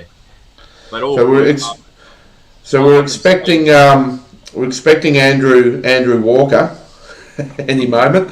I hope he's remembered. I did send him a reminder text, but we also got coming up in about 4 minutes, expecting to see Jimmy Buckley and Aaron Hamill coming on as well, and hopefully Doro. So we're going to keep this going for a little bit, because just expecting a few more names to bob up and jump in there. Say something here. I wanted to say to everybody, keep the bids coming through. There's been a lot of reaction to it, etc. The roast that that has been cancelled so many times or postponed will happen.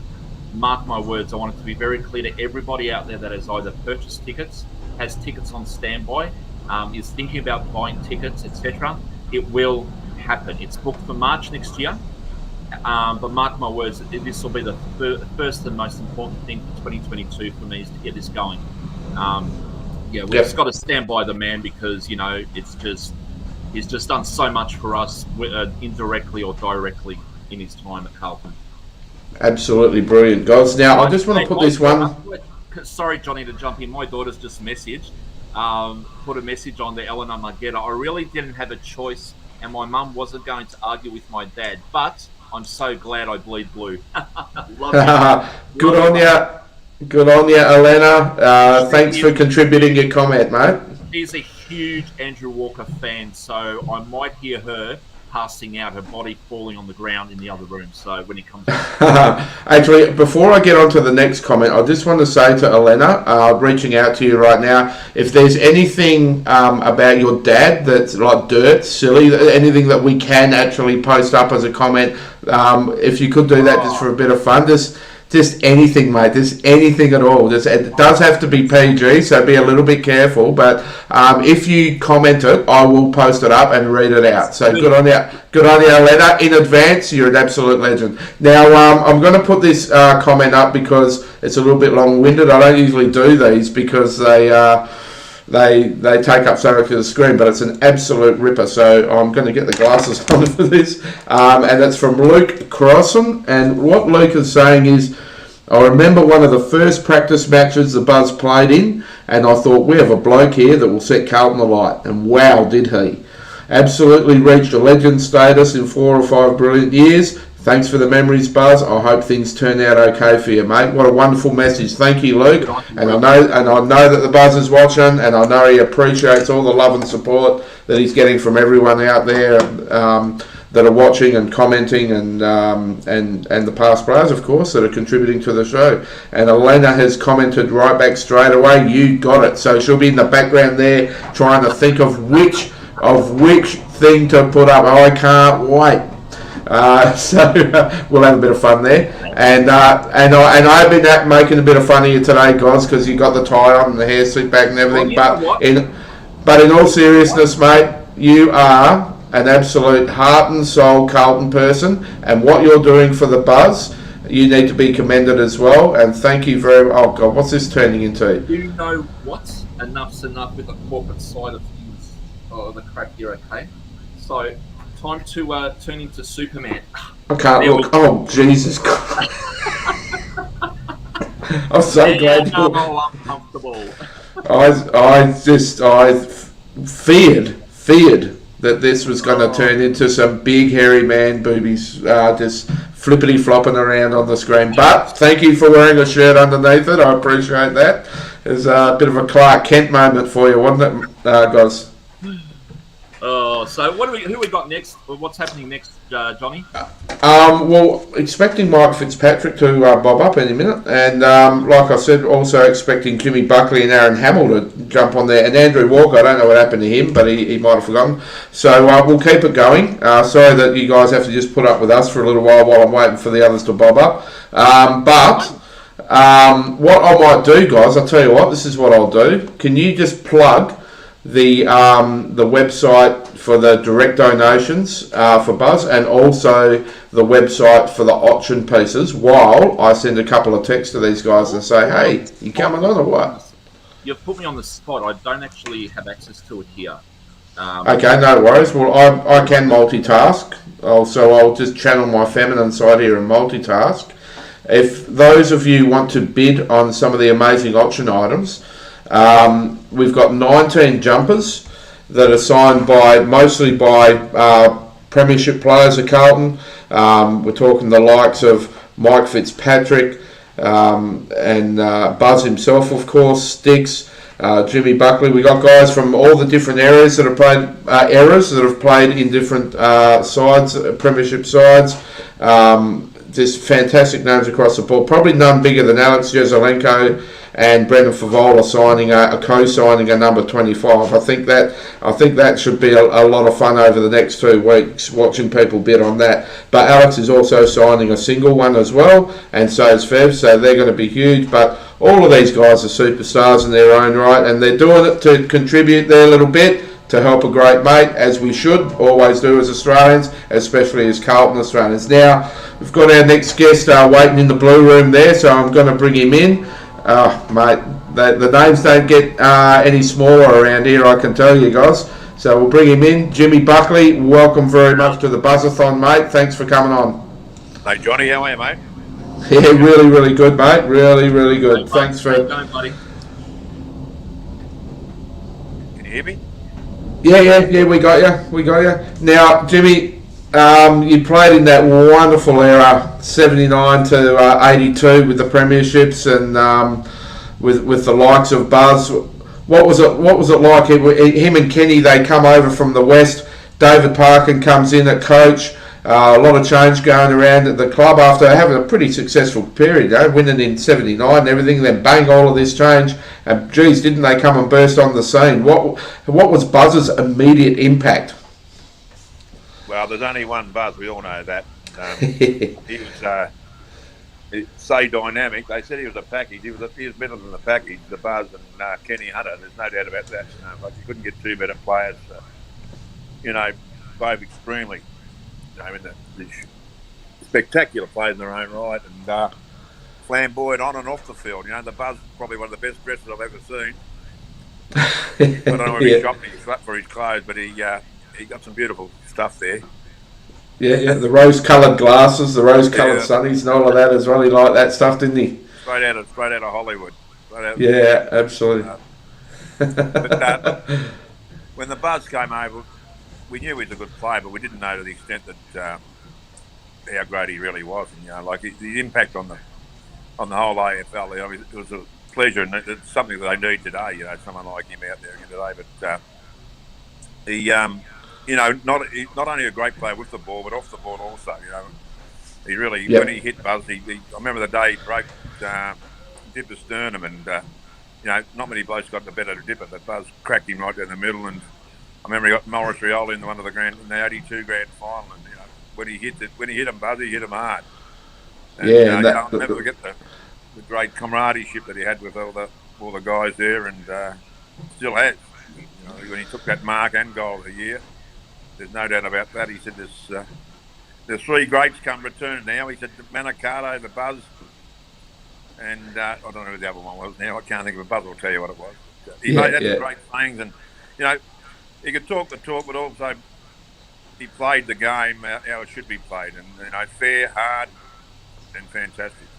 And he loved a celebration too, didn't he? If he took a great mark or a goal, hold the ball in the air. He was one of those guys that he brought people through the gate. And, you know, Carlton were a great team and people will come off for that. But he also had that X factor that will bring people through the gate, the entertainment side of it. He was just a wonderful character, wasn't he? And the adrenaline would resonate across the team and through the supporters. He was quite an incredible figure for the 3 years that he was there. What an impact he had.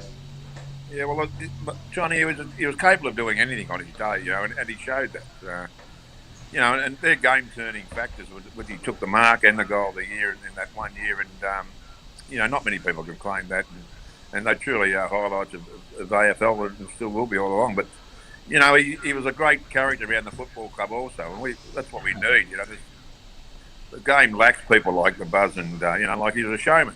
Him and Jacko, they still did a lot of shows together. We know that they're still good mates. But those type of guys, and you know, like they don't come every day.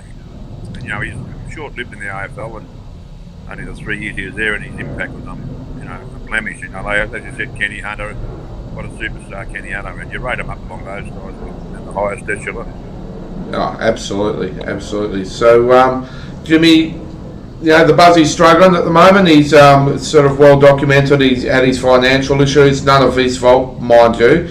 And then he gets hit with the news that he's been diagnosed with rectal cancer, and he's been really wonderful and honest and open about it. And he's the sort of guy that he'd want to advocate for other people that are going through the same struggles as well. So this is what we're here. We're here to support him. And what would be your message to the supporters out there, remembering that, of course, in those times it wasn't when you got paid $500,000 a year for being a pleb player on the fringe, like some of them are now. These were guys that played for the jumper and put their bodies on the line and often suffered later in life because of it. And now he's a great mate that needs our little bit of help at the moment. So what would we say to the supporters? If every one of these so-called 80,000 members gave $1 each, that'd help him a lot, wouldn't it? Yeah, there's no doubt about that. Look, everyone has their ups and downs. That Buzz has hit a major hurdle there with this financial difficulty that the predicament is. You know, this thing's been going a long time, and it must have drawn out on the family. You know, a lot of us have been in similar situations, and it's not good.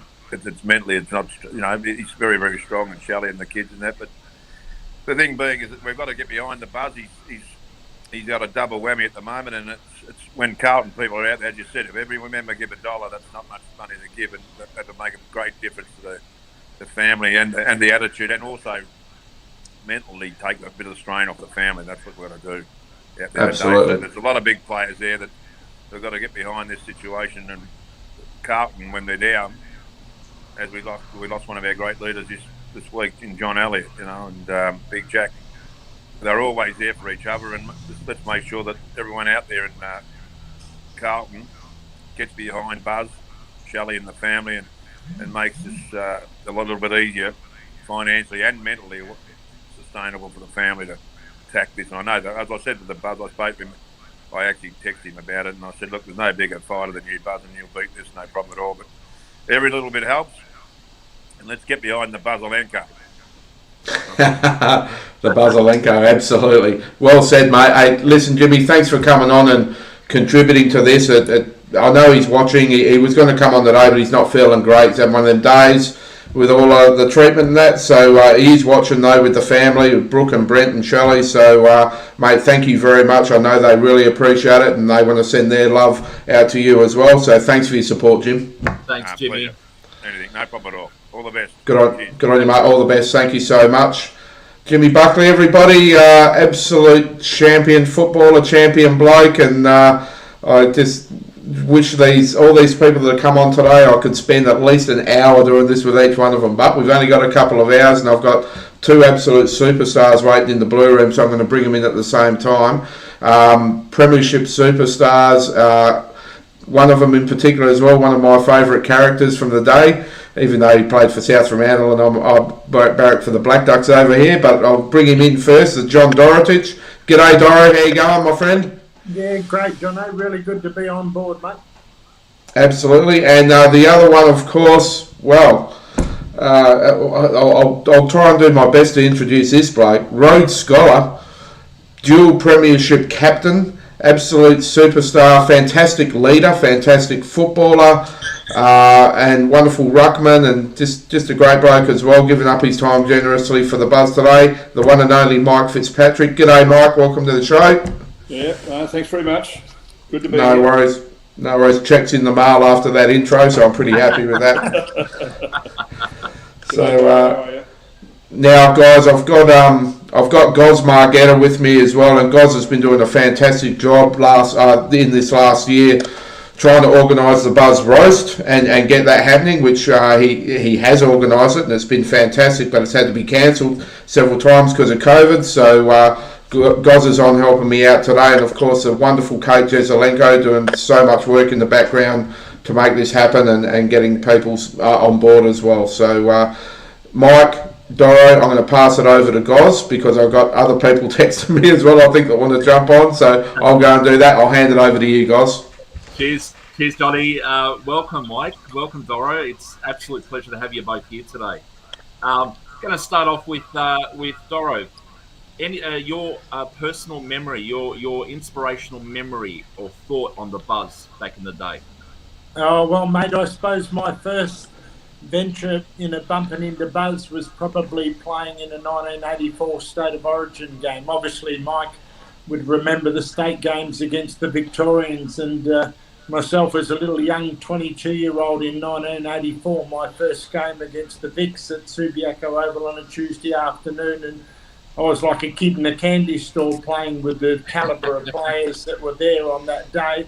John Todd was the coach, but, Buzz's flamboyance, his skill, his defensive pressure and things like that, just watching him play, was just outstanding. And, whilst I made my debut in 81 with South Fremantle, Buzz was over there with Fitzy, having a premiership in 81 and 82 in his first 2 years, like Kenny Hunter did. That was amazing. Look, it's he was a wonderful player, and then when Wolsey came to coach Carlton back in 1986, for a fleeting moment, the Buzz thought he was coming back as a 29-year-old, but injury and the family business, I think, got the better of him. But it would have been a great pleasure, for me in 86, 87, when we lost and won a grand final. I suppose if we, Mike would probably agree with this, if he could think back and say, wow, what would have Buzz done for us at Carlton in 1986, 87 as a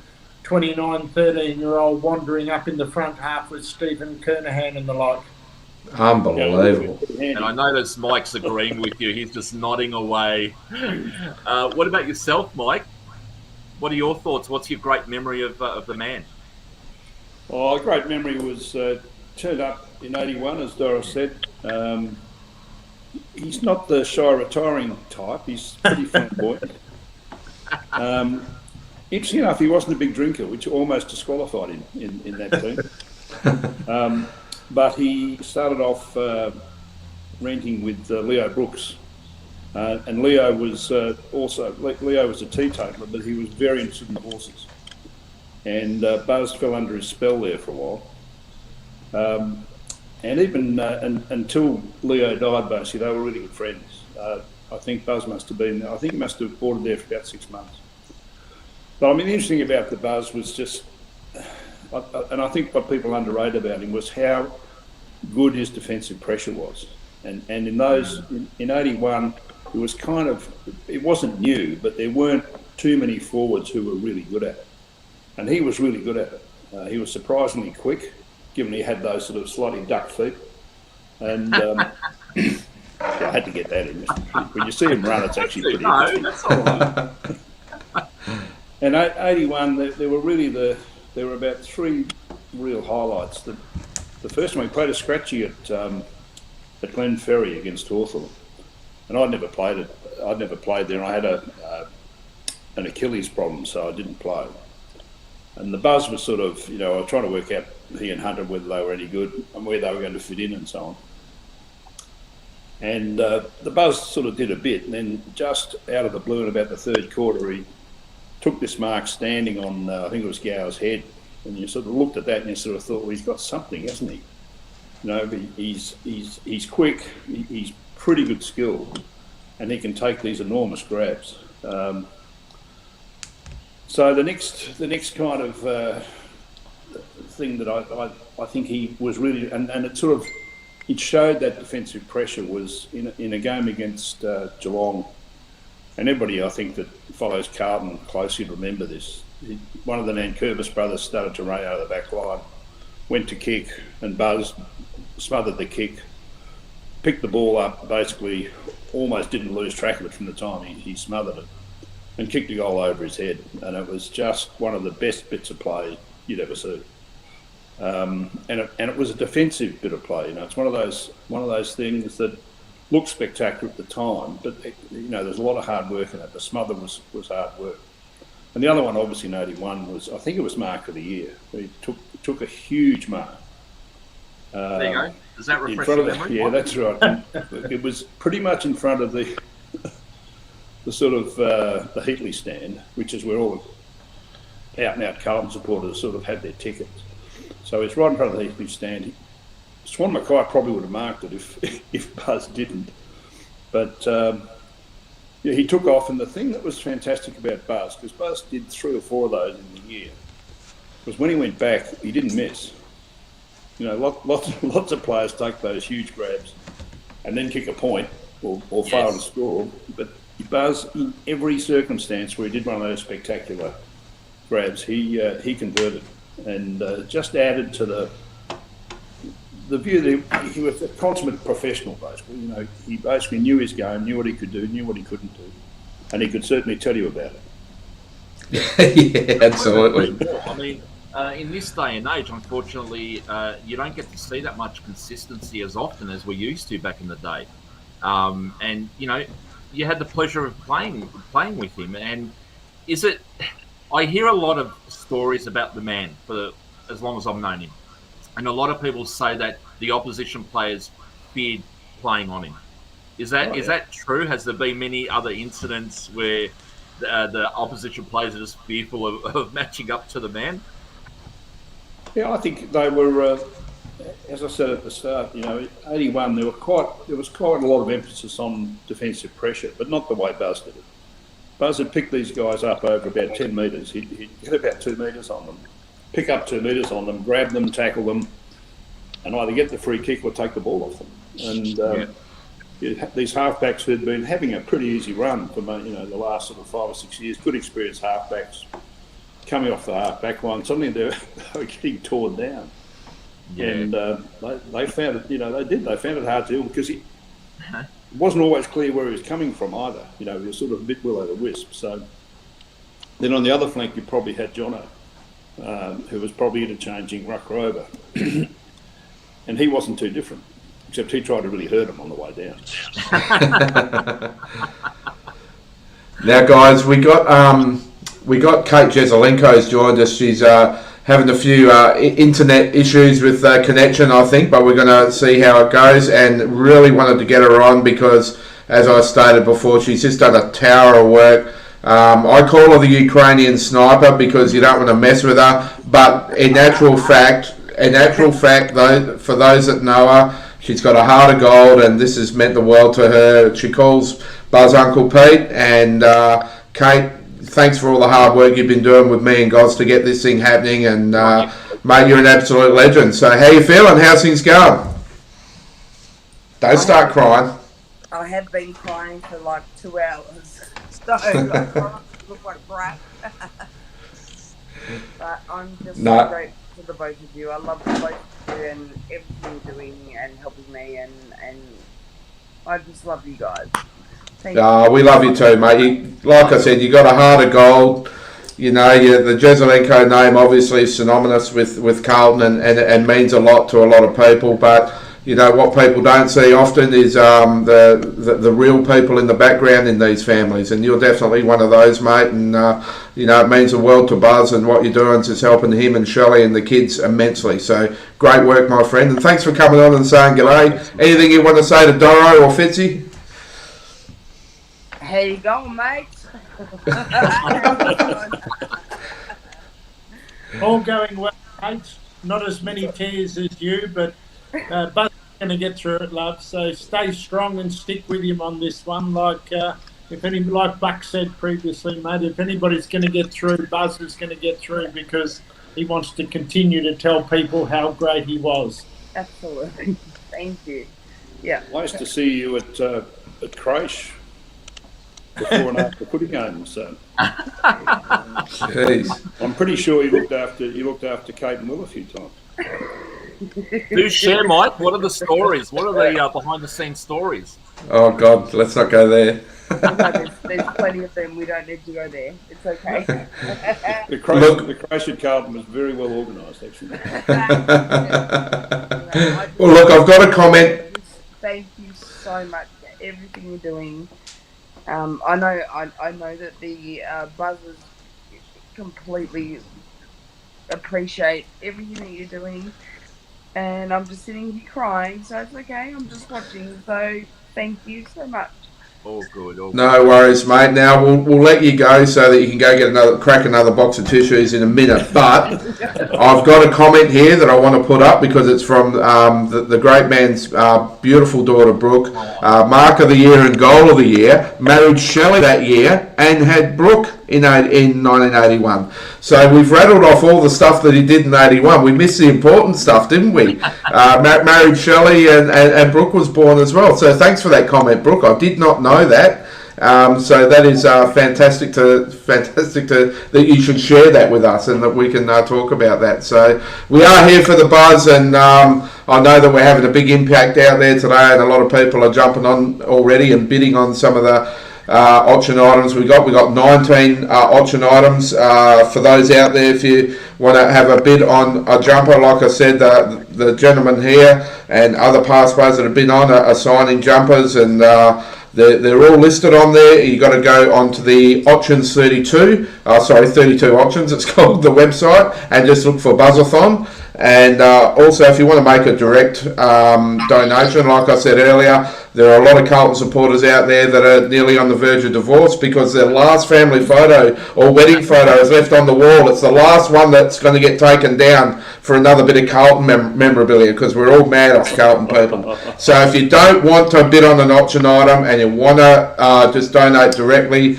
to the family to help them get through this horrible period that they're going, just go to the My Cause page that Kate set up and look for the legend Peter Buzza in the search bar. You'll come across his donation page and you can help out that way as well. So Kate, mate, you, as Andy Marr said, you're a force of nature, that you're absolutely beautiful heart, and you're a wonderful person. Thanks for everything that you do. Good on you, KJ. Guys. Thank you so much.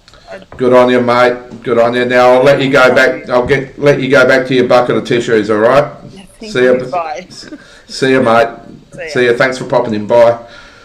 Well, what an absolute legend Kate is, eh, guys? What legend! And speaking of legends, we've still got the two legends on the screen here. I think it goes without saying. Three.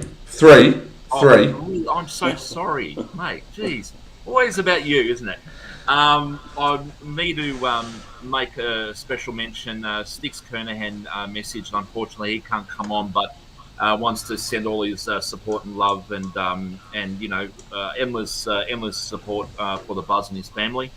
Mike Fitzpatrick and Dora. I never thought I'd be speaking to either one of you because I grew up watching the two of you bring some extraordinary magic to the club.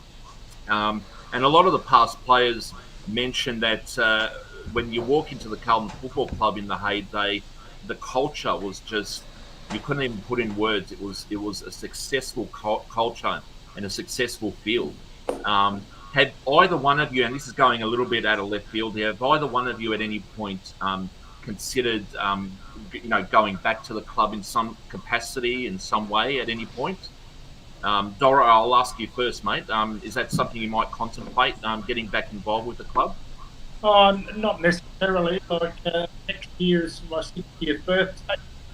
So something to look forward to. But look, I think there's a bit going on potentially with the club. One of the sales and marketing guys I spoke to in Perth on Friday, and they're looking to create, they've got a bit of a coterie group certainly up in Sydney, and they're looking to expand that potentially into WA, and looks like we've got some very well supporters over here in Perth. There's about 7,000 in the database that are members of the club. So what they're looking to do is in 2022 to get 10 to 15 little WA members, call them the WA Blues or something like that, not dissimilar to what John and you guys have set up before, but a bit of a corporate sponsorship and potentially get a box or something for Carlton to come and play Freo West Coast, and then to also get access to one of the coaches or something like that on day.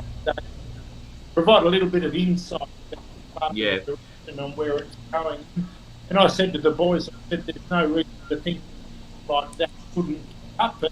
In due course, couldn't have 20, 40 minutes WA contributing financially to the support of the club whilst at the same time getting real corporate hospitality when Carlton. I'll tell you what, we could have the number 4, 5, and 6 there. Peter Buzzasto, Sid Jackson, John Dorotich. How's that for a light up at a coterie function? Get the, we might be able to squeeze the number 3 in too, Mike. You'll be careful with Sid. I know. Last year I went down in springtime and visited him down at Roland's Village, and I took an esky full of beer because you got to take a few beers when you go and see Sid. And I should have brought 2 eskies a mongrel. He drunk me dry out of the back of my van. And that was the first stop on the trip, and my esky was already dry. Him and Les, they did a fantastic job of cleaning me out. But he's a very special man. The city does 100 odd push-ups every day, still in the morning up there in the rocks out there in Rollins. Plays off about 8 in golf. I forget how old he is. I don't want to be rude and try and quote his age, but he is a beast of a man. Love him to death. I had a bit of a history with him because when I went to Carlton in '75, he was. Again, no one quite knew how old he was. But because I was West Australian, so the first game I played out of Geelong, got knocked out. Don't remember much about that game. Second game was at Princess Park against Collingwood, and I had 2 goals up within the first 5 minutes, and both of them came from Sid. Yeah, we struck up a very good friendship after that. He was a champion. Yeah, he was a terrific player, and it was just really thoughtful of him to, because he just made an effort to help me get through that first sort of 5 or 10 minutes. Yep. No, champion person, and I always tell people to watch that 1970 grand final replay on YouTube and watch his goal at the beginning of that third quarter when we started turning the tide for that 46-point deficit, and that goal he kicked from that pocket where he gathered the ball and spun around and straight on his boot around the corner. It was Eddie Betts. He was the first Eddie Betts. There's so many highlights of him that remind me of him. He was an extraordinary player, and he was a centreman over at East Perth. He was and Barras thought he'd be too small to be able to handle it with the big boys, so he played him he was the first real permanent small forward to play in the big time. So he was quite a pioneer, Sid. Wonderful man. Another wonderful West Australian going over there showing the Vics how it's done, just like the great Buzz. Now, guys, I don't know how long you want to hang around. Let me know if you want to go or anything like that, but I am going to bring in Buzz's daughter. She's just popped into the blue room there. So we've got Brooke Warren, the Buzz's daughter, Brooke Buzz. She's up there in the thing. Brooke, welcome to the show. Thanks so much for coming on, mate. Hi, guys. Are you doing a bit of a driving with Sam Pang with us there, by the looks, in the car with the family? Brooke, hey guys. Yeah. G'day everyone. Hello. What a beautiful family you've got there. Now, Brooke, mate, tough times, and tough times ahead still. What does this all mean to yourself, Dad, the family, having all these wonderful people generously giving up their time, past players and the supporters of what they're doing? We're up to about $50,000, so we're about halfway of what we're trying to raise. It must be warming your hearts and helping you through as well. God, I said it's fantastic, Mike. It's it's really lifting Dad's spirits and being so much to, Shelly and Mum and Brent and I. Yeah, Dad only played a few years in Carlton. I know that, I remember going to Ligon Street back when I was like 25, I'm now 40, so 15 years ago, that's right.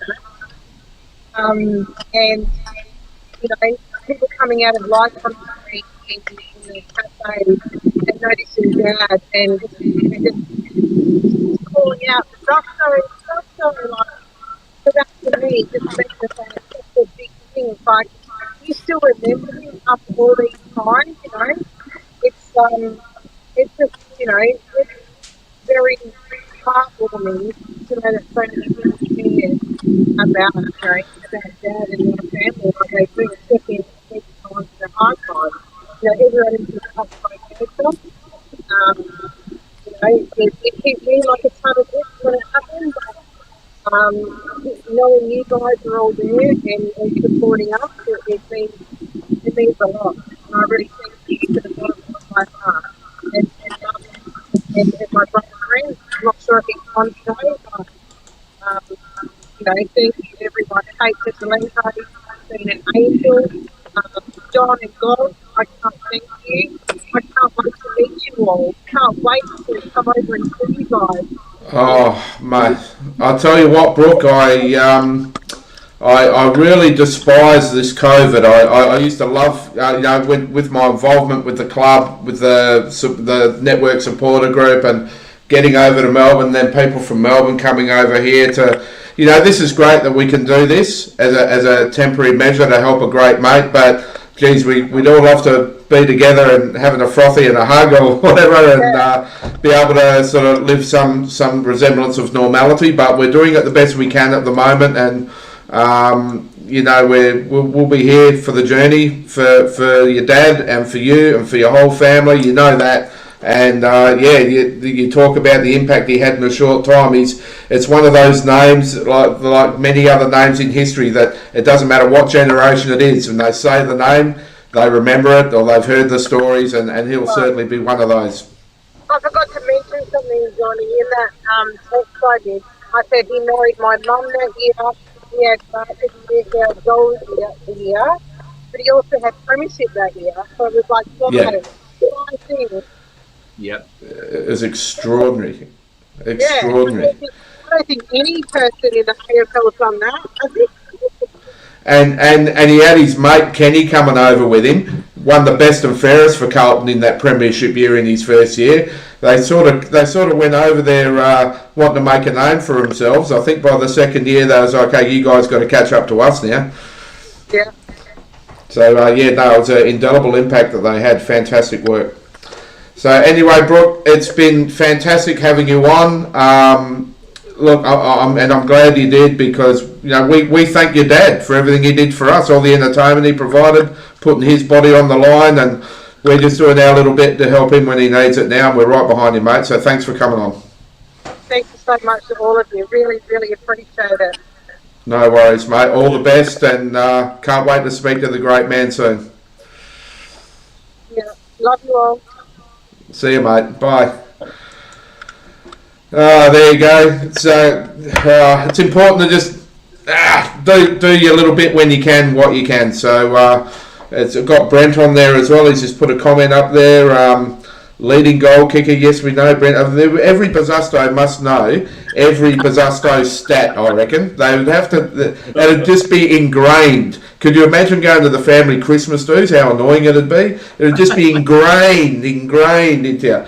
No, but we joke about that, and that's part of his persona on the sporting talk circuit and all of that, and he's made a real name for himself like that, but it's always fun and always in jest, and we know he's a strong man, the Buzz. He's going to fight this, no worries at all, and come out the other side stronger than ever.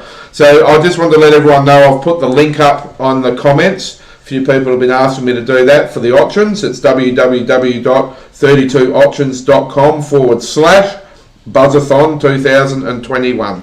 So if you do want to bid on one of those wonderful jumpers, please get on there. I've got to do a little bit of work on the aesthetics for each of the auction items. I haven't put a picture up or anything like that yet. Goz is collecting the jumpers from the club, and he's going to be running around getting them signed and taking the photos and all of that stuff to authenticate it. So great work to Goz over there in Victoria. Tough times over there, lockdown, mental health issues and everything. And the great Goz, he's just been focusing on doing this for the Buzz. What a great man. Thanks, mate. No, my pleasure. My pleasure. Yeah, Yep. wrapped up twice, but I want to say thank you to Shane O'Sullivan and the Carlton Footy Club for jumping on board and donating the jumpers. And yeah, I mean, well, It's all right. It's me mum. I mean, I must be in trouble again. When will it end? When will it end? Maybe he wants to come on the show too. There you go. You know, getting this jumper signed is going to be amazing. It's for a great cause, obviously, and I just want to say one more time, without flogging it too much, the Peter Buzzasto roast is rescheduled for March next year, but I'll get everyone updated with that at a later time. Thank you all very much for your support and jumping on board and helping there. But yeah, I mean, these guests that we've had so far, and look at these two legends right there. I mean, three. Oh, again with the three. Seriously. But Mike Fitzpatrick, firstly, if Buzz was right here listening and watching, what would your message to him directly be? Oh, I think, you know, he's just got to do what all the best players do. You know, you've just got to persist. Not, you know, one foot in front of the other, basically, and make sure these tough times, you've just got to basically accept that they're there and work your way through it. And I had a bit of a chat to him. He was basically saying, you know, and it was quite interesting, because I had a similar conversation with another person with bowel cancer, a different sort of form of bowel cancer, but basically in both cases it was a matter of they have to basically shrink the thing first and then look to remove it. And you know, it looks as though he's got really good advice from what I could tell from his other chat. And he you know, he's just got to basically keep his morale up. And you know, that's where it's important. People like Dora and the guy, you know, particularly people in Perth, can sort of keep those spirits up, because that's as much as anything, you want to still be here. And I think Buzz has got those sort of attitudes. You know, I think Dora called him flamboyant. I think he's beyond flamboyant. And it's that sort of belief in himself that I think should get him through. Yep. Well said. Well said. What about you, Doro? Yeah, well, you know, I agree along with Michael in terms of his words and all that. And I think if I could relay a story, I suppose, you know, when I first arrived at Carlton in 86 or November 85, actually, for pre-season training, like the way that, you know, the supporters, the players and the administration welcomed me, Steve Kernahan, Craig Bradley, Peter Motley into the club at that time. Yeah, I didn't realise Mike came from Perth as well, but, you know, like it was different. Like, you know, the supporters, it's a family. And if there's one thing I learned, like whilst Buzz and his family are fighting, you know, Buzz particular is fighting this bowel cancer, the one thing that I learned in my period over there, I didn't quite realise the joy and excitement that we as the footballers that had the privilege of playing for the Carlton Football Club gave the supporters. So while Buzz is fighting this as a solo battle on his own with the support of his family, he's got 80-odd thousand people that are members, and all the other supporters of the football club, I'm sure, that are helping him along this way, knowing, as Mike said, let's beat this thing first, get the treatment and then remove it. And I'm sure Buzz will then get through this and be stronger for it, because that's the critical thing he's got to do at the moment. Focus. He can only do one thing at a time, and make sure that he's doing everything in his power to make sure that if we were to have a conversation in 6 months, that conversation would justifiably include Peter Buzzasto. Well said, Doro. And beautifully said, mate. Staying on top of that, you know, I can reveal that they did catch it early, which is awesome news. They did catch it early. He's got some great medical advice and great medical support as well. I want to make mention to one very, very special person out there that we've touched upon a little bit here and there, and that's Shelley. Shelley, understand that not only does Buzz have the support, but you've got the support from everybody else as well. We've spoken several times, you and I, and like I said earlier on in the message, we're all here for you as well. So we know that it's going to be very demanding for yourself as well. Personally, I've been down that road, so it is a tough road to take. But no, you're not alone, okay? So whether it's in Victoria or New South Wales, whatever, there's so many of us everywhere. And beautifully said, Goz. And yeah, Shelley, Brooke, Brent, and the Buzz, of course. I know everyone's watching and we're enjoying the show. It's been entertaining as well. It's been a lot of fun, but we're all here for a very good reason. Now, I'm going to bring someone in. We've covered a lot of generations here with our past players and guests. We've had a little bit of the old, a little bit of the newer, a little bit of something in between. Well, I'm really, really thrilled now because this is really going to bring the average age right down. We've got the current number 25, the one and only York boy as well, Zach Fisher. Zach, welcome to the podcast, mate. Thanks for coming on and contributing. Hey guys, thanks for having me. How is everyone? Guys, got me on the audio? Yeah, got you on the audio, mate. Yeah, no, we're going well. We're enjoying the day. It's been a lot of fun. We've been going over 2 hours. We've had legends left, right, and centre, and celebrities, and it's been really good fun. And for a great cause, for a great mate, and a great Carlton person. So, Zach, we were talking about 81 and the change that happened at the club. David Parkin coming over as coach, and Buzz and Kenny, and what an impact they had immediately. Bit of change going on at the club at the moment. We had Diesel on earlier and talking about that sort of stuff. Before we start talking about Buzz, because that's what we're here for, can you just let us know what's it been like for you, for the other players? It's been a bit of a whirlwind the last month or two, hasn't it? Yeah, it's been a bit bizarre. It's not I think this is the third coach now, but I've met Bossy and he's got such a presence, and I think it's something that we probably lacked, and he's got a lot of respect from the boys already. So that's super exciting, and it's also good. Obviously lost some good assistant coaches, and they were friends, but this is the first time since I've been at the club that we've actually changed the assistant coaches as well, and they're probably getting assistant coaches that suit Bossy. They've asked Bossy what he wants, so it's exciting, but at the end of the day, it's up to the players, and I think we need to take more ownership, and it's fresh, and we've got a full pre-season now to work with the new coaches, which is also good. Just quickly before I pass you on to Goz, are you working for the Pratt family at the moment? I'm seeing a lot of cardboard boxes there in the background. No, my partner does a meal prep container company sort of thing. So living in Richmond, you don't have too much space, so it's all in the front room. You've been shoved in the storeroom to have a chat. Yeah.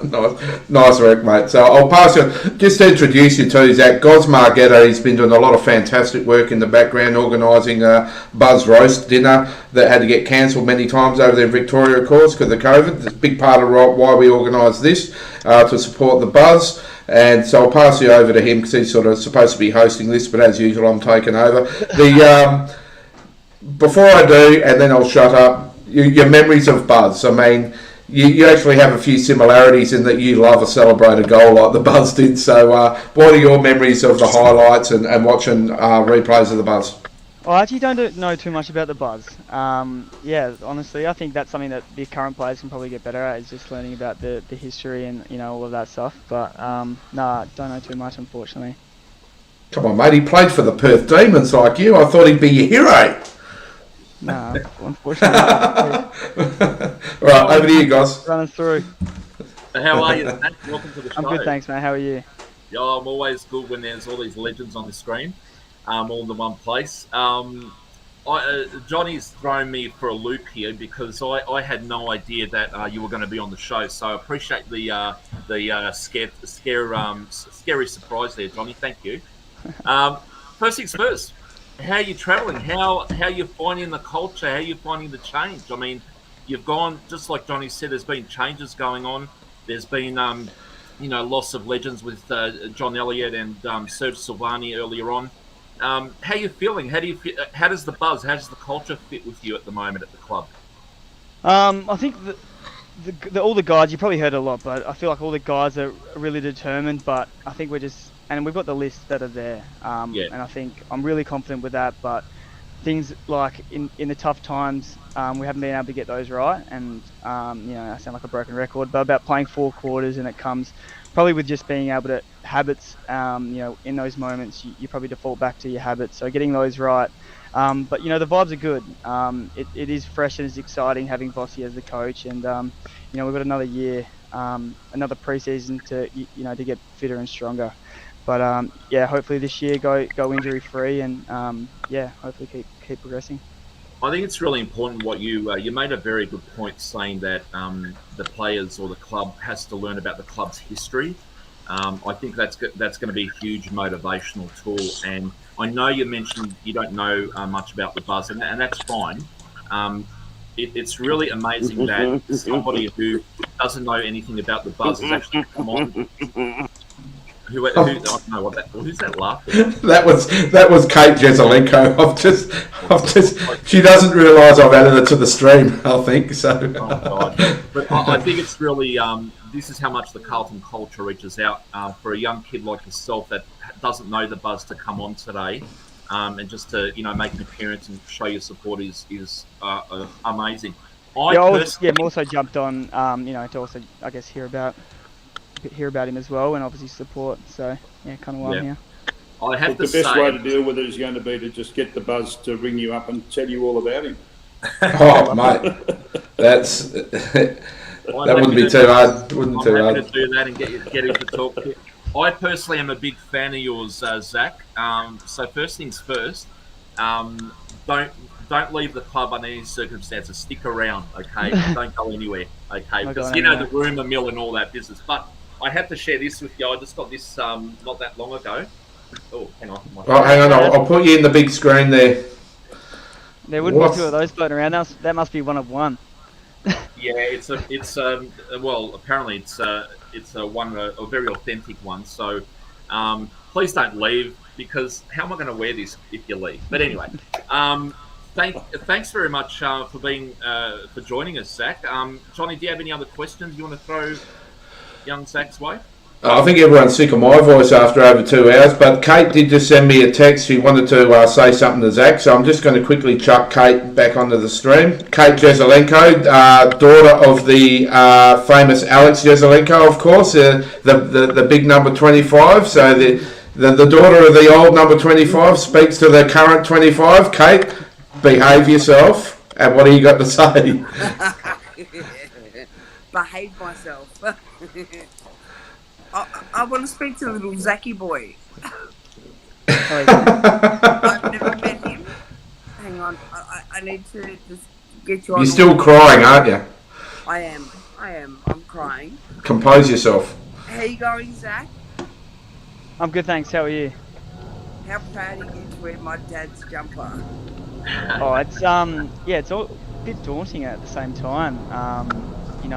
Joselenko, I think I view 25 as probably the most famous number at the club, maybe other than maybe the number 1, but it's more of a privilege than anything. And it's probably something like you look at the emblem on the front before the number on the back, but it's hard to not glance at the number on the back and try and play for that as well. God love you, darling. Thank you. I'm very emotional, and you just do whatever you do and just be proud for what you do. Thank you.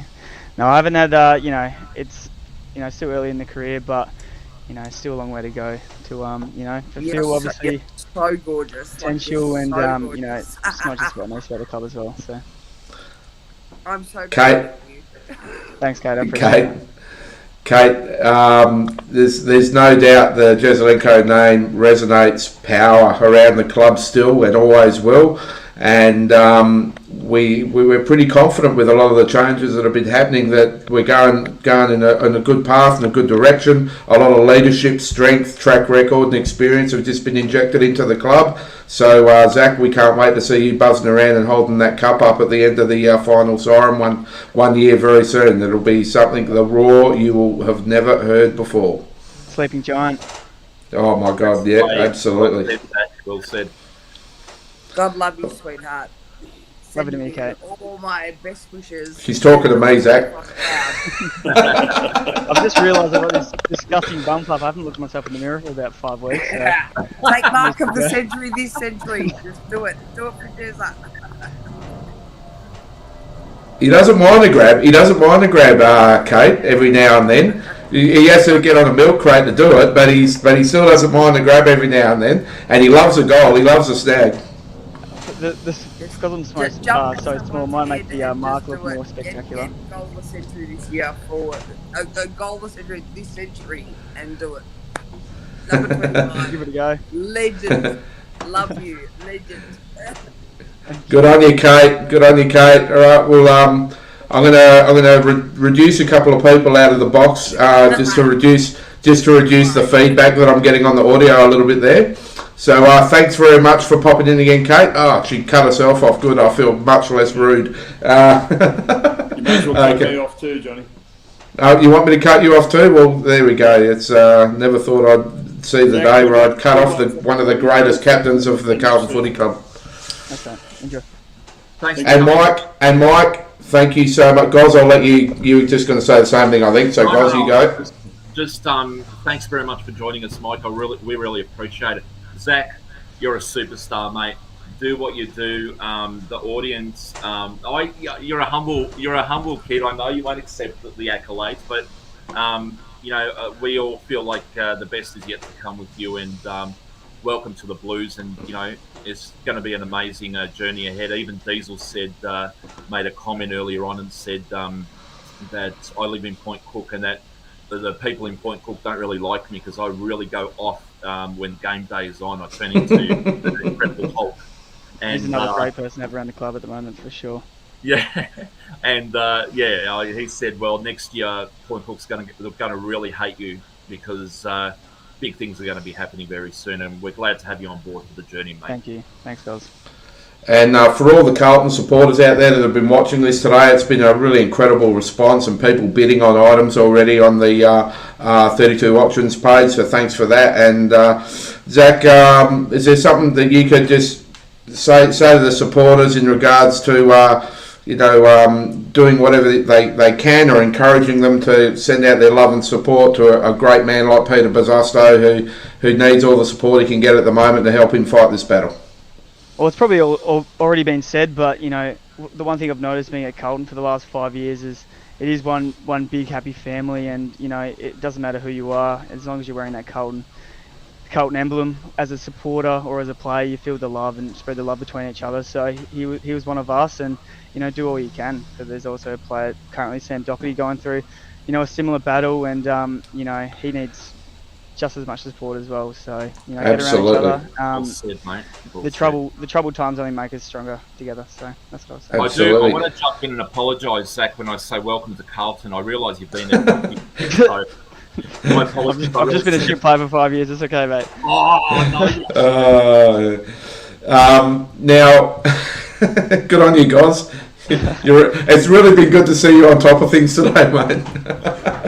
Now, Zach, we're going to see you back in, buzzing around, causing a bit of damage across half forward or in the pocket, or are you going to try and move back into the midfield? A bit early to be talking about that stuff with the new coach yet, or what do you hope to get out of yourself this year? I hope he's tuning in. I don't know. I think similar to last year, it's been a bit frustrating. First round 1, 2 years in a row, had 2 bad ankle injuries that have been out for 15 to 12 weeks. Which kind of puts you on the back foot, but I just want to be a hybrid mid forward, go in there, create a bit of havoc inside, and then be damaging forward. But it's a long pre-season, and put my best foot forward, and see what happens. Not the Syndemosis foot though, just your best foot. Well, I did one ankle. I did the right ankle 2 years ago, left ankle this year, so it's been really fun. Yeah. Can I just throw a question down to Doro, from a past legend to a future legend in waiting over there in young Zach. Doro, what's the best advice from your experience, your best advice you can pass over to Zach for the future? God, present and the future. Yeah, no worries. Ish, how are you, mate? Going well? Thanks, mate. How are you? Yourself? Yeah, very good. I suppose, look, like everything, we don't want to, go backwards and forwards in years and generations of footy. But I suppose in the modern game, if there's one thing you want to get to trust and respect your teammates and your peers. So at the end of the day, just make sure when you go out onto the field and you're preparing with your training and everything that at the end of the game, you look each other in the eyes and know everyone has committed 100% to the game today, not 80, 70, but 100%. And I think, the collective group that we've got now and the potential recruits that are coming, if we can do that more often than not, then all of us old farts that play yesterday supporters, we like you can confidently look forward to Carlton sitting there going, well, we're going to make the top 8, and then we're going to grow and develop over a 2-3 period, and maybe it might be 2024-25 we may hold that cup up. But the one thing you just don't want to let the team down. But the word compete is a non-negotiable in a game like footy that we play. If you don't want to compete, you're not in the right game. You can't afford to not be competitive. And you need to get all of what you do, Fish, the way you compete like a mad dog. You make sure everybody else does the other 21 with you. And we'll be winning more games than we lose because of that. Yeah, thanks for that. Yeah, I think that kind of resonates with something that Deezer said to me last week, and it's something about like you don't know what you don't know. Like when you think you're working hard and you haven't seen or experienced anything harder, that's what you think is hard or working hard. So when you keep pushing yourself, and I guess you talk about that competing in training and bettering yourself, then that's the standard. And then you probably haven't been working as hard as what you think. Yeah, well, mate, you're 100% right, because a lot of the athletes, I don't know whether you watch SAS or things like that, they're the type of things that back in the day with David Parker, Robert Walsh, if you watched SAS, people running off cliff faces and then dropping down, trusting Zach Fisher to pull the rope to stop me from smashing into the rocks. And then I can remember, Fish, in 1 year, we had a group of 6 players. We were probably on a rooftop 10 feet above. Can you imagine 6 of your teammates, 3 across or 4 across, not allowed to hold hands? You had to put your arms out there. Then I was on the rooftop and I had to trust that the ADU were going to stop me from smashing concrete. I jumped off the roof, my teammates protected me. But they're the type of things you've got to do that you don't have to think for a second minute that your mate's going to do what you just did 2 minutes ago when it's his turn to do his bit. Yeah. And if we do that more often as a collective, will be very difficult to beat, because we've got an enormous array of talent, but talent doesn't deliver the outcomes that we've got to do all the hard yards. Well, Doro, sounds like we got to get you on the coaching panel, mate. Get in there and get stuck into it, mate. Love it. Your coaching jobs still floating around. yeah. No, there is a few more positions to fill. There's no doubt about it. All right, look, I think we might wrap this up. It's been a long 2.5 hours. I wasn't expecting it to go that long. While we've got Doro, I'll just tell you one great story about Doro, Zach. This is an awesome Carlton story. 1987 grand final. Robert Walls, coach. The hyphen comes off the wing and goes to where Doro normally plays, centre half back, to play on Dermot Brereton. Doro goes into the forward line. And poor old Alan Jeans at Hawthorn, the coach, was like a deer in the headlights. He had no idea how to. Hawthorn were heavy favourites, and it was a stinking hot day, that grand final, and we overcame. And we were not only devoted with their bodies and everything else, but they were adaptable. And that was one of the things I loved about Doro that day, is the impact he had in the forward line. A bit like Diesel in '95 when he kicked 5 goals, but that was that adaptability as a player that these guys had, that when they were synchronised as a team, they had the potential to do that as well. So I'm just looking forward to the future, mate. And you're one of my favourite players as well. And you know I love Jess and Jeremy. So all the best to everyone in York. And yeah. I had a lot of fun doing that. I'm an idiot. Well, when's Brock coming over to play, mate? What's going on? He just did his ACL actually in the final of his comp, so he's no show at the moment. But I think it's probably they're enjoying life over in WA with no restrictions. So it's they've gone through a whole pandemic without really knowing it feels like.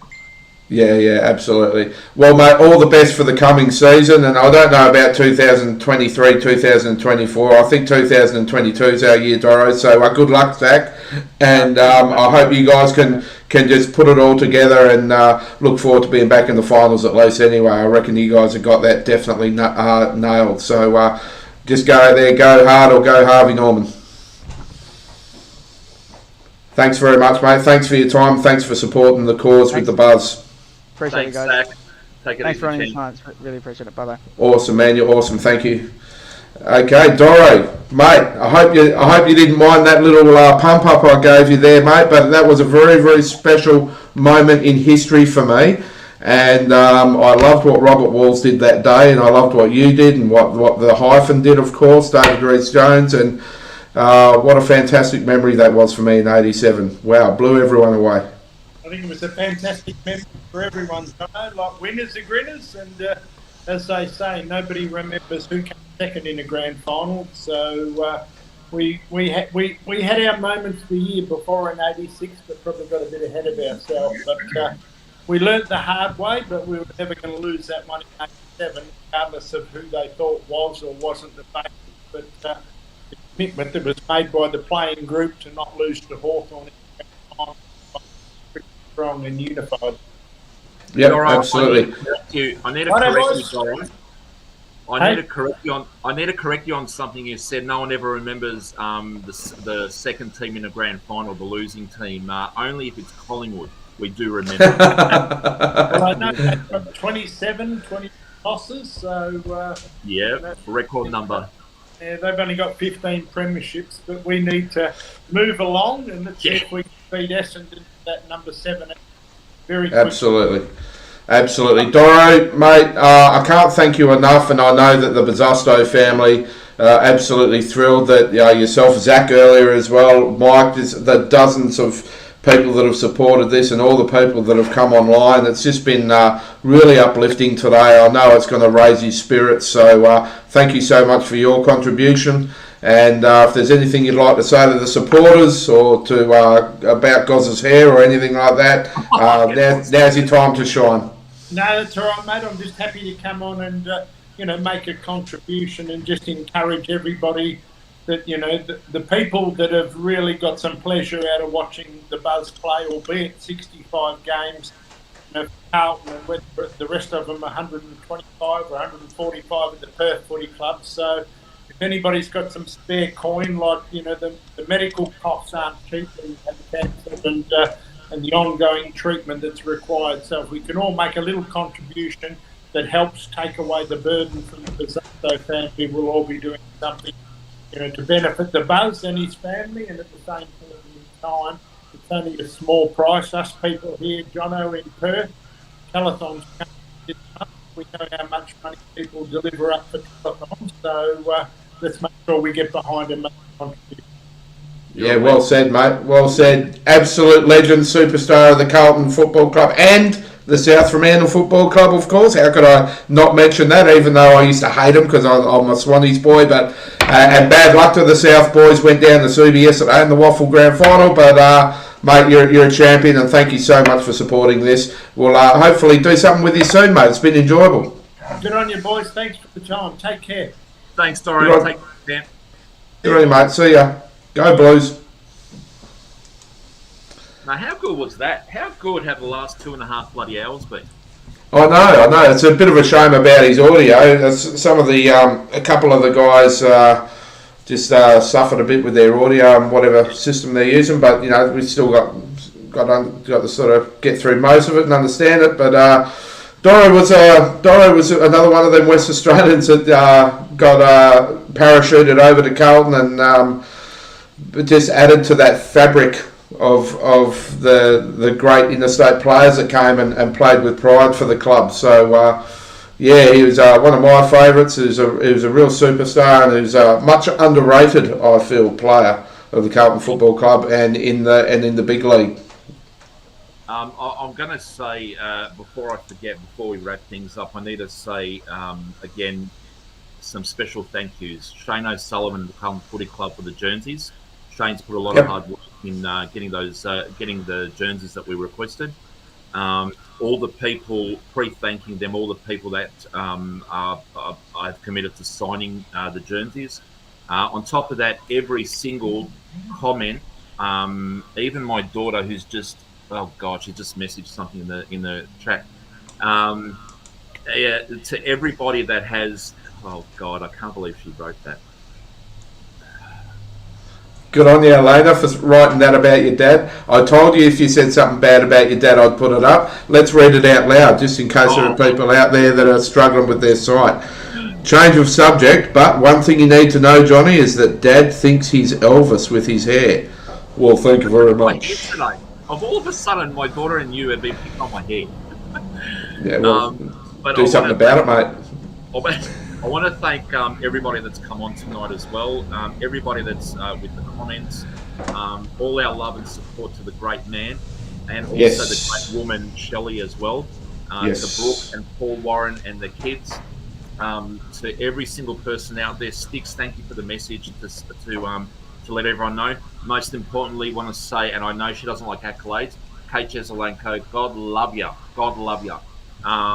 The world is lucky to have someone like you. Okay, it takes the pressure off Johnny anyway. Just want to say thank you to everyone out there who's been bidding so far. We've got 2 weeks to go on this, and keep in mind that the roast at this stage will happen in March next year, which will come around really quickly. Maybe if I invited Daniel Andrews to the event, maybe he'll lift the last out. But anyway. Oh, God. Let's not go there. Johnny, thanks for having me on. This has been an absolute ball. Speaking to one or two legends is great, but then to have so many come on and share their stories. And little Zach Fisher, mate, favourite player. Yeah. Zach's, he brings that just unique, old school, West Australian style skill and elusiveness and little things off the top of his head that he does in moments. That's what I love about him. I've actually got a couple of texts from Zach he's just sent. Thanks, Johnny. Sorry I couldn't say more on Buzz. Just wanted to jump into the stream anyway. Really enjoyed jumping on and glad I could show some support. Zach, you're an absolute superstar, mate. It's I know we're making a little bit of fun there because you didn't actually know much about Buzz, but maybe I know you guys don't have much spare time, but if you do, have a look at his highlights on the YouTube and have a look at his career at the Perth Demons as well. And he's definitely someone that, with your unique skill set, you could definitely gain inspiration from and aspire to. And we just wish the very best for you, mate. And we want you to be a part of Carlton's next premiership. And I think maybe the Buzz can help inspire you to that. So it's been a great day, hasn't it, guys? It's been awesome. Thank you to everyone for taking part in this. Just one more thing, sorry. I kept saying one more thing, but there's one more thing really. I want to, something that Zach brought up with Sam Doherty as well. All the best to you, champ, and I really hope your recovery and your health starts looking up and you get through it all, okay? So, and if anyone, we've all been affected directly or indirectly by cancer, and we've all had an effect on that at some point in our lives. If ever you want to, it's affected you mentally, get onto Lifeline or get on Facebook. I'm under Gosma Getter. I'm happy to have a chat with you, and if you want someone to lean on, whatever the case, feel free to contact me or get hold of Lifeline for some help. But Buzz, Peter Buzzasto, you are a 1 in a million bloke. Absolutely. You've inspired people in the old generation, and you're inspiring people now in the new generation. And your legacy is just, and your friendship means the world to me, mate. So love you, mate. Love you, Shelley. God bless. And absolutely, we're with the family, with Pete, all the way for this journey. We'll be right behind you, and we'll do everything we can to help. And if that just means constantly reminding you how much we love what you did for our entertainment and as a person, and all the entertainment outside of football you've provided for many, many people across Australia at sporting clubs. It's just tremendous, and we know that you are going to absolutely smash out this battle.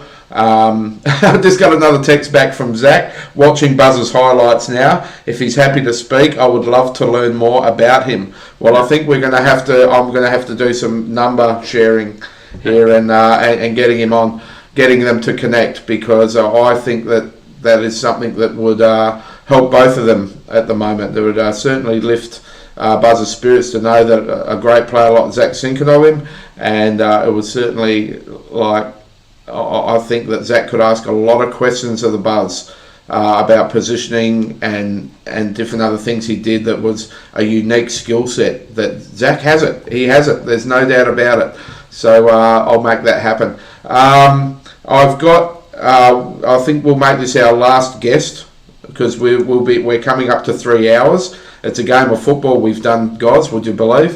So I'm going to definitely make this our last guest, and it's a really important one. We had Buzz's daughter on earlier, Brooke Warren. We've got Buzz's son here now, Brent Buzzasto. G'day, Brent. Welcome to the podcast, mate. Great to have you on.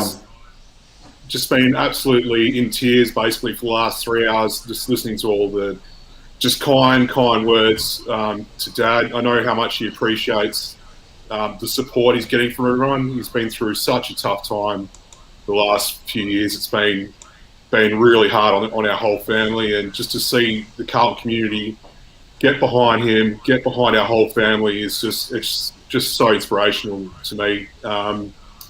Just had a frantic couple of minutes just trying to download this Chromecast. I didn't realise I had to do to get on tonight, but got there just in time by the look of it. And just you guys are absolute superstars. Kate Joselenko, can't thank her enough for what she's doing.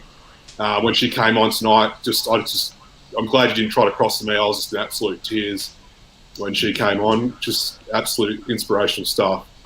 Mum, Dad, Brooke, we're just so grateful for all the support that you guys are giving us and all the Carlton community. It's just absolutely great. We really do appreciate it.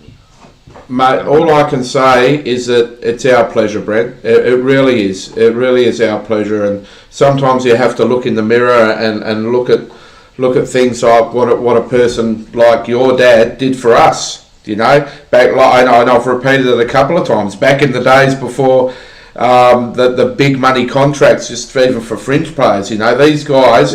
Your dad has told me many times that all he wanted to do, he wanted to go over there and pull that Carlton jumper on. It meant so much. It was such a big thing, and it was such a lot of pride. That's what he did it for. And when he put that jumper on, he did everything in his power that he could to win games for Carlton. That's what it was all about. And he did it with flair. He did it with flamboyance, and he entertained people. And once he got a taste of that big stage, he owned the big stage, and the big stage owned him. And that was a perfect match. So it's our pleasure, mate. We're just giving back. That's all we're doing, giving back, and so we should. Yeah, I grew up watching his highlights, all that. I came through. I try to emulate what he did, and I probably put too much pressure on myself to try and get there. But he's my absolute hero, my dad. He's always been there for me. Past my football career, going into business, he's just 100% behind me all the way. He's the most selfless person I've ever met.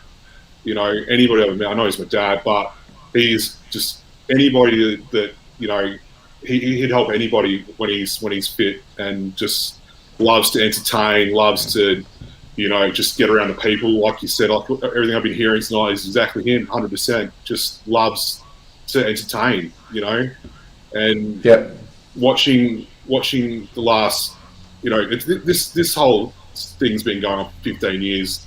We don't have to get into all the stuff of all, the financial stress, but it's been a long thing, and it's the last sort of 2 or 3 years with the current situation really just hit home hard, and it's affected all of us. And I'm just so grateful that all you guys, all the Carlton people, just a beautiful community. You know, I know a lot of Carlton supporters, and they're all great people. You know, everybody I ever meet that goes for the Blues has a heart, just a heart and soul club.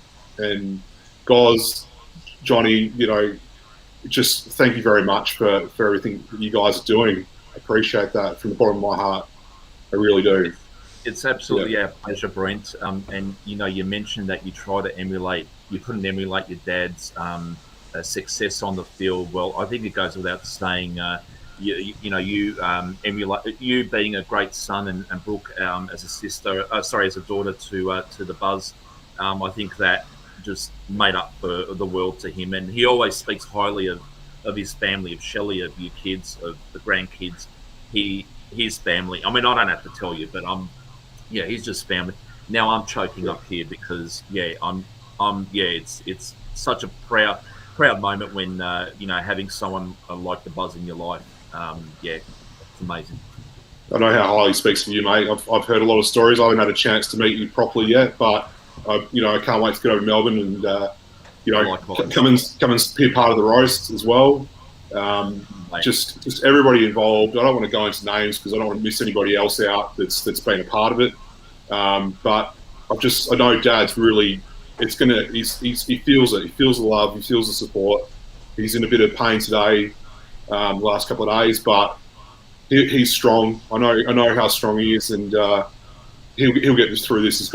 I'll be by his side. Brooke will be by his side, and I know all the Carlton community are there right behind him and want to see him back, in front of a TV screen, or just back out doing his thing when he's ready to, and that's all we can hope for, I guess. Good on you, mate. Good on you. Brent, nothing much I can add to that, mate. You've said it all. Guys have said it all, and we've been saying it for about the last 3 hours, I suppose, like you said. And it's tough. It's tough, and I don't think there are many people, especially when you're as old as me, that haven't been affected in family or whatever by the insidious, horrible disease that cancer is. And watching a loved one having to go through the very painful, heavy chemotherapy is.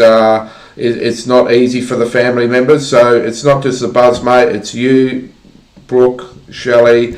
We're thinking of you all the time, and we're with you along this journey because we know it's going to be tough. But like you said, your old man's pretty tough, isn't he, too? He's going to come out the other side, there's no doubt about it in my mind. And he'll come out stronger and with a bigger smile, and we can't wait to see him out there again as well. And let's just put the awareness into it, people need to get to the doctors. They need to get themselves checked out. Don't leave it until you're 50 years old. Don't leave it too late to go and get checkups, get your blood results, get things tested when you're still young. So, Dad's lucky enough that it's only early stages, but, some people don't find out like Kate's mother, at the last second, you just don't know. So regular checkups and think about your health is the most important thing. That's it. So. Well said, and it's something that us blokes don't do very well, unfortunately, is sometimes even a little bit scared to do that, or just don't think of it or whatever. So it's good that there's a lot more people speaking about it. We need more people to speak about it, so get out there and get checked out. Brent, thanks for coming on, mate. I know it's not easy times for you, but you've shown a lot of strength to come on today, and it'll have a lot of impact on people. And this whole journey, the last couple of weeks or few weeks, whatever it's been, while I've been sort of suggesting we do this, and Kate and God's getting on board, it's gotten to the point where in the last few days I realised that it's not about the money anymore. It's more about the just feeling it, just the love and support. It's the love and the support. That's what helps people get through these situations, and the generosity of people. That's really what it comes down to. So there's a lot of it out there for your dad. He's a lucky man to have that, and he's deserved it though. And I just wish you all the very best. And let's chat again soon. As a matter of fact, we both live in Perth. We need to catch up for a frothy, I think. Yes, definitely. Leishman Lager down at Quiddy Golf Club, mate. Welcome down there anytime. Where's that? Kernahan Golf Club, mate. Yeah, come down for a Leishman Lager anytime. I'm going to go all the way to. I'm going to go all the way to North Albany just to have a beer. I don't know. No, I'll be there, mate. I'm only joking. I live not far from the freeway, so I'm sweet. So yeah, no, all right. We will catch up later about that, and we'll definitely catch up and have a chat and have a countery. Take care, Brent. Once again, on behalf of my whole family, I just really appreciate everybody's support, all the donations that have come in. The auction, the online auction, make sure you get on and have a bid on that. Once in a lifetime opportunity to get one of the great past players jumpers. Whatever you can donate is just absolutely helping 100%. So thank you very much to everybody that's been involved. Nice work, Brent. Thanks for coming on, mate. Appreciate it. And we'll keep in touch. We're going to do this again in a couple of weeks to announce the winning bidders. So I'll be busy again, but I'll keep you in the loop. Appreciate your work, mate. Guys too, mate. Absolute legend. And Kate, shout out to you. Absolute superstar. All of you. All the best, guys. And chat soon. All right, mate. All the best. Thank you. Thanks, guys. No worries, mate. All right, guys, it's been a long few hours. It's been incredibly inspiring and uplifting and tiring, but it's all been... It's actually lasted longer than, I reckon, your footy highlights. But anyway, keep going.